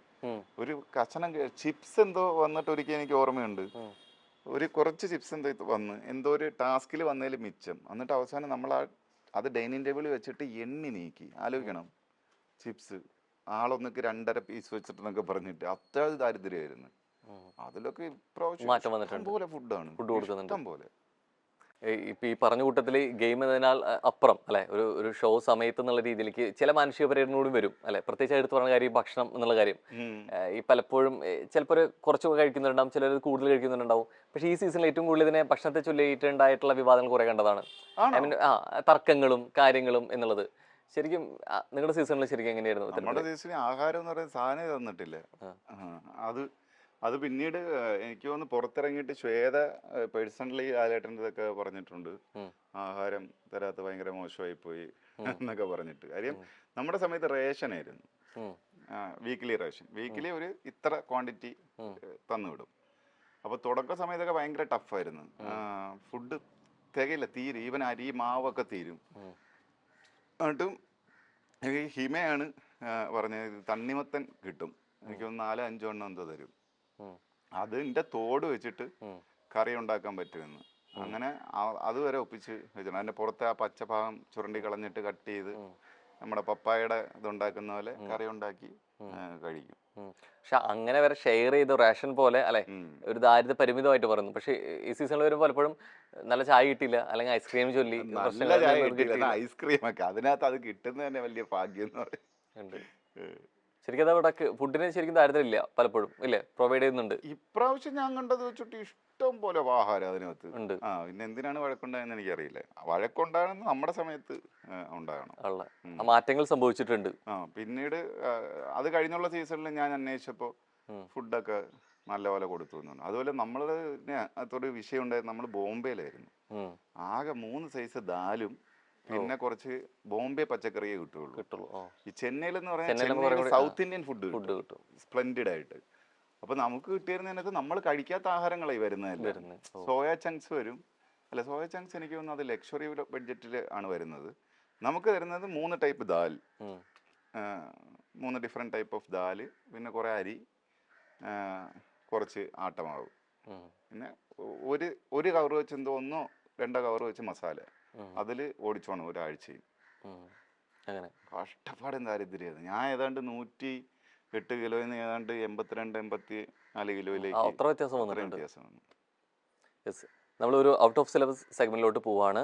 ബിഗ് ബോസ് ഷോ അല്ലാതെ പുറത്തുള്ള ഷോകളെ പറ്റി കണക്ട് ചെയ്തിട്ട് കൂടിയായിരിക്കും സ്റ്റേറ്റ്മെന്റും ചോദ്യങ്ങളും വരിക. സോ റിയാലിറ്റി ഷോകളിലും മറ്റും വിധികർത്താവായി പോയിരിക്കുമ്പോൾ ഷോ മേക്കേഴ്സിന്റെ താല്പര്യങ്ങൾ സംരക്ഷിക്കപ്പെടാൻ അല്ലെങ്കിൽ സംരക്ഷിക്കാൻ നിന്ന് കൊടുക്കേണ്ടി വന്നിട്ടുണ്ട്? ഇല്ല. അങ്ങനെ അത്തരത്തിൽ അപ്രോച്ചുകൾ ഉണ്ടാവാറുണ്ടോ? നമുക്ക് ചില സമയത്തൊക്കെ പിന്നെ നമുക്ക് ഇങ്ങനെ ചെയ്താൽ കൊള്ളാമായിരിക്കും, ഇൻഡയറക്റ്റ് വേ.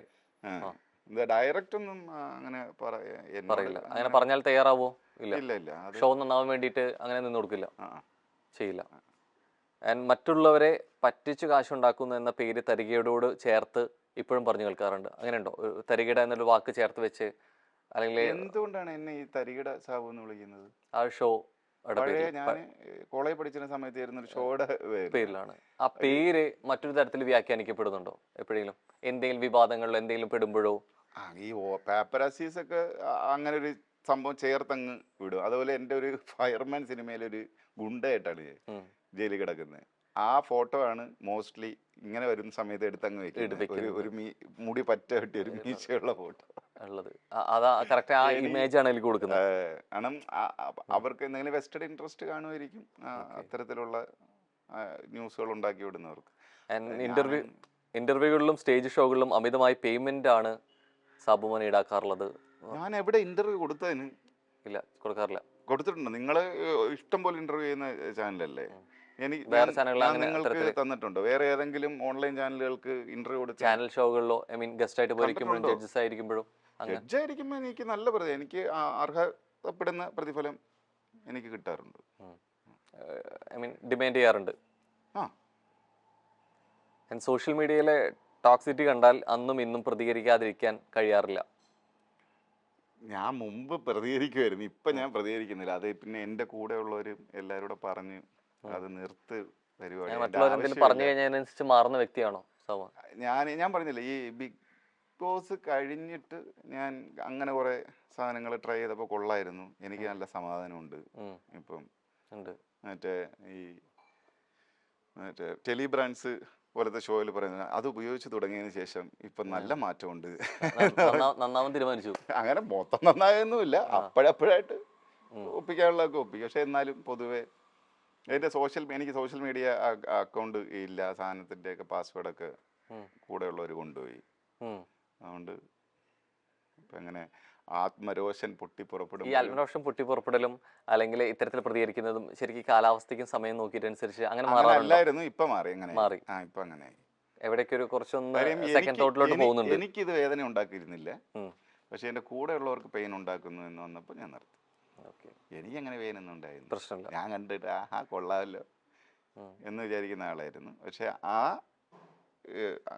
എന്നോട് കാണിക്കുന്ന ടോക്സിക് ആയിട്ടുള്ള സംഭവങ്ങൾ കാണുമ്പോൾ എന്നെ ഇഷ്ടപ്പെടുന്ന മനുഷ്യർക്ക് അത് പെയിൻ ഉണ്ടാക്കുന്നു. സോ അതിനു വേണ്ടിയിട്ട് ചെയ്യുന്നില്ല.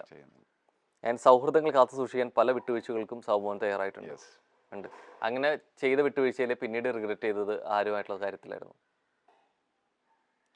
വിട്ടുവീഴ്ച ചെയ്യുന്നത് പിന്നെ റിഗ്രറ്റ് ചെയ്യുന്നത് എന്തിനാ? എങ്ങനെയല്ലേ പിന്നീട് ഞാൻ എന്ത് കാര്യത്തിന് അങ്ങനെ നിന്നു എന്ന് തോന്നിയിട്ടുണ്ടോ? അല്ല പിന്നീട് പഴി കേൾക്കേണ്ടി വന്നിട്ടുണ്ടോ? ഏതെങ്കിലും കാര്യത്തിൽ, സൗഹൃദത്തിനോ ഏതെങ്കിലും രീതിയിൽ വാല്യൂ ചെയ്ത കാര്യത്തിനോ? ഇല്ല. എൻ്റെ കൂട്ടുകാരെന്ന് പറയുന്നത് എത്ര പഴയ കൂട്ടുകാരെന്നറിയുമോ? എൻ്റെ കൂടെ ഉള്ളതൊക്കെ എനിക്ക് ചെല്ലുന്നിടത്ത് എല്ലാം കൂട്ടുകാരാണ്. എത്ര കാലം കഴിഞ്ഞാലും അത് അങ്ങനെ തന്നെ നിലനിർത്തും. അതങ്ങനെ തന്നെ ഉണ്ട് ഇപ്പോഴും. ഇപ്പോൾ വൈകുന്നേരം ആകുമ്പോൾ കാണാം ഇവിടെ ഒരാൾക്കൂട്ടം എന്നും എത്തും. ഒരു ചിരി ഇരുചിരി ബമ്പർ ചിരി എന്ന ഷോ ഉപേക്ഷിക്കാൻ കാരണം? ഉപേക്ഷിച്ചല്ല, ഞാൻ പിന്നെ 3 തമിഴ് സിനിമകൾ ചെയ്തു. അപ്പോൾ ഇതിൻ്റെ ഡേറ്റ് എല്ലാം കൂടി, ഈ തമിഴ് സിനിമയുടെ കുഴപ്പമെന്ന് പറഞ്ഞ ഒരു വലിയ ടൈമിലേക്കാണ് അവർ ഡേറ്റ്സ് എടുക്കുന്നത്, മനസ്സിലായി? അപ്പോൾ ഞാൻ രജനി സാറിൻ്റെ വേട്ടയൻ സിനിമ ചെയ്തു, ഈ ജയ് ഭീമിൻ്റെ ഡയറക്ടർ ജ്ഞാനവേലിൻ്റെ. പിന്നെ ജി വി പ്രകാശിൻ്റെ കിങ്സ്റ്റൺ മൂവി ചെയ്തു. യോഗി ബാബു ബോബി സിനിമയുള്ള നോ വയലൻസ് എന്ന് പറയുന്ന ഈ 3 സിനിമകളും ഈ ഷോ എന്ന് റെഗുലർ ഷോ ആണ്, എവറി ഡേ പോകേണ്ടത്. അപ്പോൾ എനിക്ക് ഇപ്പം മറ്റന്നാൾ ഷൂട്ടെന്നൊക്കെ പറയുമ്പോഴായിരിക്കും കോൾ വരുന്നത് പെട്ടെന്ന് ഹൈദരാബാദ് എത്താൻ. അപ്പോഴത്തേക്ക് അവർക്ക് ഭയങ്കര ബുദ്ധിമുട്ടുണ്ടാവില്ലേ അത്. അപ്പം ആദ്യമൊക്കെ ഞാൻ അഡ്ജസ്റ്റ് ചെയ്തൊക്കെ പോയി. പക്ഷെ തുടർച്ചയായിട്ട് കുറേ ഷെഡ്യൂൾ ഇതായപ്പം ഫോക്കസ് ചെയ്യുന്നുണ്ടോ തമിഴിലോട്ട്? കൊച്ചി മാറി ചെന്നൈ പിടിക്കും? ആദ്യം പടം വെളിയിൽ വന്നിട്ട് ആരെങ്കിലും കണ്ട് വിളിക്കട്ടെ, വിളിച്ചിട്ട് തീരുമാനിക്കും. ഏകദേശം 24 വർഷമായിട്ട് എത്തി അല്ലെ നിൽക്കുന്നുണ്ട്. ബിഗ് ബോസ് പോലെ ടൈറ്റിൽ കിട്ടിയിട്ടുണ്ട്. എന്നിട്ട് വേണ്ടത്ര വിധം സിനിമകളിൽ അവസരം വരുന്നില്ല എന്ന് തോന്നുന്നുണ്ടോ? സിനിമയിൽ അവസരം വേണം, ഇഷ്ടം പോലെ ആക്ടേഴ്സ് ഉണ്ടല്ലോ. അപ്പോൾ ഇപ്പൊ എനിക്ക് ചെയ്യാൻ പറ്റുന്ന ഒരു ക്യാരക്ടർ എന്നൊരു സംവിധായകന് തോന്നിയാലല്ലേ എന്നെ വിളിക്കുള്ളൂ. പിന്നെ ഞാൻ ഈ പറഞ്ഞ പോലെ എല്ലാവരും എൻ്റെ അടുത്ത് പറയും പോയി ഡയറക്ടേഴ്സിനെ കാണാൻ, ഒരുപാട് പേരുള്ളതാണ്. അപ്പോൾ നമ്മളെ ഓർമ്മയിലൊന്ന് നിർത്തണം എന്ന് പറയും. അതിൽ ഞാൻ അത്ര വിജയകരമായിട്ടുള്ള ഒരാളല്ല. അല്ലെ പിന്നെ ഈ പറയുന്ന പോലെ സോഷ്യൽ മീഡിയയിൽ കുന്തളിപ്പ് കാണിച്ച് എപ്പോഴും എന്തെങ്കിലുമൊക്കെ ഉണ്ടാക്കിക്കൊണ്ടിരിക്കണം. അതിനും ഞാൻ അങ്ങനെ ഒരാളല്ല. ലൈവായിട്ട് നിൽക്കണം എന്നുള്ളത് കാണിക്കണം എന്നുള്ള നിർബന്ധമില്ല. ഞാൻ പരമാവധി എൻ്റെ മേഖല, എൻ്റെ പരിപാടികൾ, ബിഗ് ബോസും അല്ലാതെയുള്ള TV ഷോകളിലും കാസ്റ്റിംഗ് കൗച്ച് നിലനിൽക്കുന്നുണ്ട്. ലോകമെമ്പാടുമുള്ള ഷോബിസ് ഈ കാസ്റ്റിംഗ് കൗച്ച് ഉണ്ട് എന്നുള്ളത് അറിയപ്പെടുന്നൊരു കാര്യമാണ്. ലോകമെമ്പാടുമുള്ള ബോളിവുഡ്, ഹോളിവുഡ് എല്ലായിടത്തും ഇത്തരത്തിലുള്ള ഒരു സംവിധാനം കേട്ടിട്ടുണ്ട്. എവിടെയായിരിക്കും അത് ബിഗ് ബോസ് ഷോനെ കുറെ കൂടി ബാധിക്കാൻ പോവുക നെക്സ്റ്റ് സീസണിലോട്ട് വരുമ്പോൾ? ഈ സ്ത്രീ പ്രാതിനിധ്യം കുറയോ? ഐ മീൻ കണ്ടസ്റ്റൻസ് വരുന്നതിൽ എവിടേക്കോ ഈ പഴി കൂടി ചേർത്ത് കേൾക്കേണ്ടി വരും, അങ്ങനെ തോന്നില്ലേ? അല്ല, ഈ ടെലിവിഷൻ ഇപ്പൊ പണ്ട് കാലത്താണെങ്കിൽ നർത്തകിമാര്, നാടകത്തിൽ അഭിനയിക്കുന്നവര്, പിന്നെ അത് സിനിമ, TV ഇതിലെല്ലാം ഉള്ളവരുടെ പേരിൽ ഇത്തരത്തിലുള്ള ആരോപണങ്ങൾ സ്ഥിരമായി ഉണ്ടാകാറുണ്ട്. അതിന് ഈ മഞ്ഞപത്രങ്ങൾ ഉള്ളതും ഇല്ലാത്തതും എല്ലാം എഴുതി വിടാറുണ്ട്. മുമ്പ് മഞ്ഞപത്രങ്ങൾ പ്രിന്റ് അടിച്ച് രഹസ്യമായിട്ട് വിൽക്കുമായിരുന്നു. ഇപ്പോൾ അത് ഓൺലൈനിൽ പച്ച പരസ്യമായിട്ട് കറങ്ങുന്നുണ്ട്. അത് ഉദരനിമിത്തം ബഹുകൃത വേഷം എന്ന് പറയുന്ന പോലെയാണ്. ഇങ്ങനെയുള്ള സംവിധാനങ്ങൾ പറഞ്ഞു കേട്ടോണ്ടേയിരിക്കും, അതൊരു സൈഡിൽ കൂടെ പൊക്കൊണ്ടേയിരിക്കും. ഷോബിസ് ഒരു സൈഡിൽ കൂടെ റൺ ചെയ്തുകൊണ്ടേയിരിക്കും. ഇതൊന്നും ഈ ഇൻഡസ്ട്രി ബാധിക്കുന്ന സംവിധാനങ്ങളെ അല്ല. പുറമെ കാണിക്കുന്ന ബോൾഡ്നെസ് മാത്രമേ ഉള്ളൂ സാബുമോൻ ചില സമയത്തൊക്കെ ഒരു ഭീരുവാണ്? ഭീരുവാണെന്ന് ആണോ? എവിടേക്കോ ചില കാര്യങ്ങളിൽ ഒന്ന് ഉൾവലിഞ്ഞേക്കാം എന്നൊക്കെ തോന്നാറുണ്ടോ? ഏയ്. ഇല്ല. എനിക്ക് തോന്നിയ ഞാൻ ഈ തോന്നലുകളില് ഞാൻ ചോദിക്കട്ടെ, ചില കാര്യങ്ങളിൽ തോന്നുന്നു, ചില അത് കാര്യങ്ങളിൽ അത് അത് നമ്മൾ കുറെ കാര്യങ്ങളെ വിലയിരുത്തും. അതിൽ ഭീരുത്വം ഒന്നുമല്ല അത്. കവേർഡ് എന്ന് പറയുന്നത്, ഭീരുത്വം എന്ന് പറയുന്നത് എൻറ്റയർലി ഡിഫറെന്റ് ഒരു സാധനമാണ്. മനസ്സിലായോ? എനിക്ക് ഒരൊറ്റ മനുഷ്യനെ പേടിയില്ല, ഒരുപക്ഷെ ഒരൊറ്റ സംവിധാനത്തിന് എനിക്ക് പേടിയില്ല. ഇത്രയും വിവാദങ്ങളും ഇത്രയും കാര്യങ്ങളുണ്ടായപ്പോൾ ഏറ്റവും കൂടുതൽ ഓഡിയൻസ് കാത്തിരുന്ന ഒരു റിപ്ലൈ അല്ലെങ്കിൽ ഒരു പ്രതികരണം, ഒരു മറുപടി സാബുവിന്റെ ആയിരുന്നു എന്നുള്ളത് കൃത്യമായിട്ട് ബോധ്യം ഏത് ഉണ്ടായിരുന്നു. വിവാദങ്ങളുണ്ട്? അഖിൽമാരാർ പറഞ്ഞ വിഷയങ്ങളിലും അഖിൽമാരാർ പറഞ്ഞത് അഖിൽമാരാരുടെ വിഷയം, അത് അഖിൽമാരാരുടെ പോയിന്റ് ഓഫ് വ്യൂ. അതിന് ഉത്തരം കൊടുക്കാൻ ഞാൻ ആരാണ്? ആ പേര് അതിൽ വന്നതുകൊണ്ട് ഒരു ഉത്തരം എന്നെ പറ്റി കൊടുക്കുമായിരുന്നെങ്കിൽ. എന്തെല്ലാം പറഞ്ഞിട്ടുണ്ട്. ഞാൻ പിന്നെ മലയാളത്തിലെ ഒരു പ്രമുഖ നടനെ കൊന്ന ആളാണ്, കൊലയാളിയാണ്, വിഷം കൊടുത്ത് കൊന്ന ആളാണെന്ന് പറഞ്ഞിട്ട് ആരോപണങ്ങൾ വന്നിട്ടുണ്ട്. ഉം. എന്നിട്ട് ഞാൻ ഭയന്നിട്ടില്ലല്ലോ. പ്രതികരിക്കുകയും ചെയ്തിട്ടില്ല. പിന്നെ എന്ത് പ്രതികരിച്ചു? എന്ത് പറയാൻ അതിനകത്ത്? ആരോട് എന്ത് പറയാൻ? അന്ന് ലൈവിനകത്ത്, ന്യൂസിന്റെ ലൈവിനകത്ത് എന്തോ പറഞ്ഞപ്പോൾ ഞാൻ പറഞ്ഞത് നിനക്ക് എന്നെ അറിഞ്ഞൂടാത്തതുകൊണ്ടാണ്. ലൈവിൽ തന്നെ ഞാൻ പറഞ്ഞതാണ്, എൻ്റെ സ്വഭാവം അറിഞ്ഞൂടാത്തതുകൊണ്ടാണ്, അന്വേഷിച്ച് നോക്കുമെന്ന് പറഞ്ഞു. അങ്ങനെയുള്ള ഭയമൊന്നുമില്ല. എല്ലാത്തിനും ഒന്നും മറുപടി കൊടുക്കേണ്ട കാര്യമൊന്നുമില്ല. ഇപ്പം അഖിൽമാരാർ പറഞ്ഞ സാധനത്തിനകത്ത് മറുപടി കൊടുക്കാൻ അല്ലാതെ മറുപടി കൊടുക്കേണ്ടത് എന്ന് പറയുന്ന ആൾ തന്നെയാണ് മറുപടി കൊടുക്കാത്തവരെ തന്തയ്ക്കും വിളിച്ചിട്ടുള്ളത്. അതെനിക്കപ്പോ തോന്നി വിളിച്ചു, എനിക്കിപ്പോ തോന്നിയില്ല. അതിന്റെ പേര് ഭീരുത്വം. അതിന്റെ പേര് ഭീരുത്വമൊന്നുമില്ല. ഭീരുത്വം ഈസ് എൻ്റെയർലി ഡിഫറെന്റ്. കാരണം നമ്മളൊന്നിനെ ഭയന്ന് അല്ലെ ഇങ്ങനെ പറഞ്ഞ് ചെയ്താൽ എന്തെങ്കിലും പറ്റിപ്പോകുമോ എന്നൊക്കെയുള്ള ഭയമുള്ള ഉണ്ടാകുന്ന തരത്തിലുള്ള വികാരത്തിനാണ് ഈ ഭീരുത്വം എന്ന് പറയുന്നത്. മനസ്സിലായോ? അതിന് ഇത്രയും വിഷയങ്ങൾ ഇത്രയും വിവാദം ഉണ്ടായിക്കുമ്പോ ഇനി ഒരു ബിഗ് ബോസിന് ആ എന്ത് വിഷയത്തിലും മാറ്റം വരിക എന്ന് തോന്നുന്നത്? എന്ത് മാറ്റം വരാൻ? ഇല്ല. എന്ത് മാറ്റം വരാൻ? ക്രൂ ഒക്കെ മാറുമായിരിക്കും. ആ ക്രൂ എല്ലാ വർഷവും മാറും. പിന്നെ ഇതിപ്പോ കുറെ സമയം കഴിയുമ്പോഴും അല്ലല്ലോ. നമ്മൾ കേൾക്കുന്ന ഒരു കാര്യമാണ് ഈ അൾട്ടിമേറ്റ് വരും എന്നുള്ളത്. ശരിക്കും ഇതൊരു വാർത്തകളിൽ നിൽക്കാന്നല്ലാതെ അത് സംഭവിക്കുന്നില്ല. ശരിക്കും അത്തരത്തിലൊരു അൾട്ടിമേറ്റിന് ഈ സമയത്ത് ഈ കാലഘട്ടത്തിൽ കുറെ കൂടി സാധ്യതയുണ്ടോ? കാരണം പ്രത്യേകിച്ച് ഓരോ സീസണിൽ വിന്നർ ആവുന്നു, അല്ലെങ്കിൽ ചില മത്സരാർത്ഥികൾ പിറ്റേ സീസണിൽ വരുമ്പോൾ ആ മത്സരാർത്ഥി ഈ സീസണിൽ ഉണ്ടായിരുന്നെങ്കിൽ കുറെ കൂടി കിടക്കിയേനെ എന്ന് പറയുന്നു. ശരിക്കും ഇങ്ങനെ സെലക്റ്റീവ് ആയിട്ടുള്ള കണ്ടസ്റ്റൻസിന് ഒരുമിച്ച് ഒരു ഹൗസിനകത്ത് കൊണ്ടുവരുമ്പോൾ എങ്ങനെ ഉണ്ടായിരിക്കും ശരിക്കും അതിനുള്ള സാധ്യത? ചർച്ച ചെയ്യപ്പെട്ട കണ്ടസ്റ്റൻസിനെല്ലാം കൂടെ ആടി ഒരു രക്ഷ കാണത്തില്ല. അടിപൊളിയായിരിക്കും. അങ്ങനെ ഒരു കോൾ വന്ന് പോവോ? അതിൽ ഈ ബിഗ് ബോസ് അൾട്ടിമേറ്റ് എന്ന് പറഞ്ഞ കോൺസെപ്റ്റിനകത്ത് വിന്നേഴ്സിനെ വിളിക്കില്ലല്ലോ. അല്ല, ഇത്തരത്തില് ചർച്ച ചെയ്യപ്പെട്ട കണ്ടസ്റ്റൻസിനെ കൊണ്ടുവരാണെന്നുണ്ടെങ്കിൽ തീർച്ചയായിട്ടും അതിലൊന്ന് സാമൂഹം തന്നെയായിരിക്കും. അതെ, പക്ഷേ ബിഗ് ബോസ് അൾട്ടിമേറ്റ് കോൺസെപ്റ്റിനകത്ത് വിന്നേഴ്സ് ഇല്ല. വിന്നർ ആകാതെ പോയവരെ വിളിക്കുള്ളൂ. അല്ല, അതുകൊണ്ടാണ് പറഞ്ഞത് പ്രത്യേകം ചർച്ച ചെയ്തല്ലേ. ഇപ്പോൾ വിന്നർ അങ്ങനെ ചർച്ച ചെയ്താലും വിന്നർ ആയിട്ടുണ്ടെങ്കിൽ കൊണ്ടുവരില്ല. ഇല്ല, അങ്ങനെ കൊണ്ടുവന്നാലും വിളിക്കില്ല. ഇല്ല. വിന്നേഴ്സിന്റെ കൂടെ തൊട്ട് താഴോട്ടുണ്ടായിരിക്കുന്ന ആളുകളില്ലേ, അവരെ വിളിച്ചിട്ടാണ് ശരിക്കും ഒരു വിന്നേഴ്സിന് ചേർത്തിട്ട് എന്നുള്ള രീതിയിലേക്ക് അങ്ങനെ ഷോ വരികയാണെന്നുണ്ടെങ്കിൽ എനിക്ക് ഇല്ല. പോയതിന്റെ തന്നെ പെയിന്റ് ട്രോമ മാറിയിട്ടില്ല. ഇത് വേറൊരു സൈക്കോളജിക്കൽ ഗെയിമാണ്. അത് റിക്കവർ ചെയ്യാൻ കുറച്ച് പാടാണ്. അത് ഭയങ്കര മെന്റൽ ഡാമേജ് ഉണ്ടാക്കുന്ന സാധനമാണ്. ഇപ്പൊ ഇത്രയൊക്കെ വിവാദങ്ങളും ഇത്രയൊക്കെ വിമർശനം ഉണ്ടാകുമ്പോഴും എവിടേക്കോ ഇവർക്ക് കിട്ടുന്ന പ്രഷർ കൊണ്ട് പൊട്ടി കയ്യിൽ നിന്ന് പോണതാണ്, അല്ലാതെ ഇവരിങ്ങനെയൊന്നല്ല എന്ന് പറയാൻ തോന്നുന്നുണ്ടോ? പിന്നെ കാരണം പിന്നെ അവർ നമ്മളെ മാക്സിമം ലിമിറ്റിന്റെ അപ്പുറം വരെ പുഷ് ചെയ്യും. അതാണ് ആ ഗെയിം. മനസ്സിലായേ? ആ പുഷ് ചെയ്യുന്നതിന്റെ അപ്പുറത്തേക്ക് ജയിക്കുക എന്നുള്ളതാണ്. സൺസുനെ കേട്ടിട്ടുണ്ടോ? സൺസു ആർട്ട് ഓഫ് വാർ എന്ന് പറയുന്നൊരു, അതായത് നമ്മുടെ ചാണക്യൻ പോലത്തെ ഉള്ള ചൈനയിലൊരു കക്ഷിയാണ് സൺസു. സൺസുവിൻ്റെ ഒരു സ്ട്രാറ്റജി ഉണ്ട്. സ്ട്രാറ്റജി മീൻസ് അയാൾ എടുത്തിട്ടുള്ളൊരു ഒരു വാർ സ്ട്രാറ്റജി. അയാളുടെ കൂടെ ഉണ്ടായിരുന്ന സൈന്യം ഭയങ്കര ചെറുതായിരുന്നു, 15,000 എന്നിരിക്കട്ടെ. ഓപ്പോസിറ്റുള്ള 1,50,000 വരുന്ന മിലിറ്ററി ആയിരുന്നു. അപ്പോൾ സൺസു പറഞ്ഞ് 15,000 പേരെ നേരെ ആ മിലിറ്ററിയുടെ നടുക്കുള്ള പോയിന്റിലേക്ക് വിടാൻ പറഞ്ഞു. പറഞ്ഞു അപ്പോഴത്തേക്ക് അവന്മാർ വളഞ്ഞിട്ട് അടിച്ചു കൊല്ലില്ല എന്ന് പറഞ്ഞു. സൺസു പറഞ്ഞ് ആ നടുക്ക് പോയി വീടിനെ സംബന്ധിച്ചിടത്തോളം അവൻ യുദ്ധം ചെയ്തില്ലെങ്കിൽ മരണം ഉറപ്പായി. പക്ഷെ ഈ നിൽക്കുന്ന 1,50,000 വെച്ചാൽ അത് 10,000 പേരെ ഉള്ള അവന്മാരെ നിസ്സാരമായിട്ട് തോൽക്കാം. അപ്പം അവനെ സംബന്ധിച്ച് അവൻ ആ എഡ്ജിലാണ്, ഈ നടുക്ക് പോയ 10,000 പേര്. മനസ്സിലായി? ഈ ചുറ്റും നിൽക്കുന്നവർക്കെന്ന് പറയുന്നത് എഡ്ജിലല്ല, അവർ ദേ ഓൺ ദ വാർ. 10,000 പേര്. മനസ്സിലായി? ഈ 1,50,000 വരുന്ന ആർമി അവരെ കൊണ്ട് പറ്റുന്നത്രയും കൊന്നിട്ട് ബാക്കിയുള്ളവന്മാർ തിരിച്ചോടി. എന്നിട്ട് 10,000 സൈന്യം ജയിച്ചു. അതായത് ഞാൻ പറഞ്ഞത് അതുപോലത്തെ പോയിന്റിൽ നമ്മളെ കൊണ്ടുവയ്ക്കും. ആ കൊണ്ടുവയ്ക്കുന്ന ആ പോയിന്റിൽ നിന്ന് അപ്പുറത്ത് പോകുന്നതാണ് ബിഗ് ബോസിനകത്തെ സർവൈവൽ. മനസ്സിലായി? അത് നമ്മൾ എത്രത്തോളം പുഷ് ചെയ്യണം, നമുക്ക് എത്രത്തോളം പോകണം, അതൊക്കെ നമ്മളുടെ ഇതാണ്. അതിനുള്ള മനോധൈര്യം ഉണ്ടാകണം. വന്ന് സർവൈവ് ചെയ്ത് വന്ന ഒരാൾ കൂടിയായിരുന്നു ഫസ്റ്റ് സീസണിലെ വിന്നർ എന്ന് പറയാം അല്ലേ? യെസ്. അപ്പോൾ എന്തായാലും all the best and thank you so much. Thank you.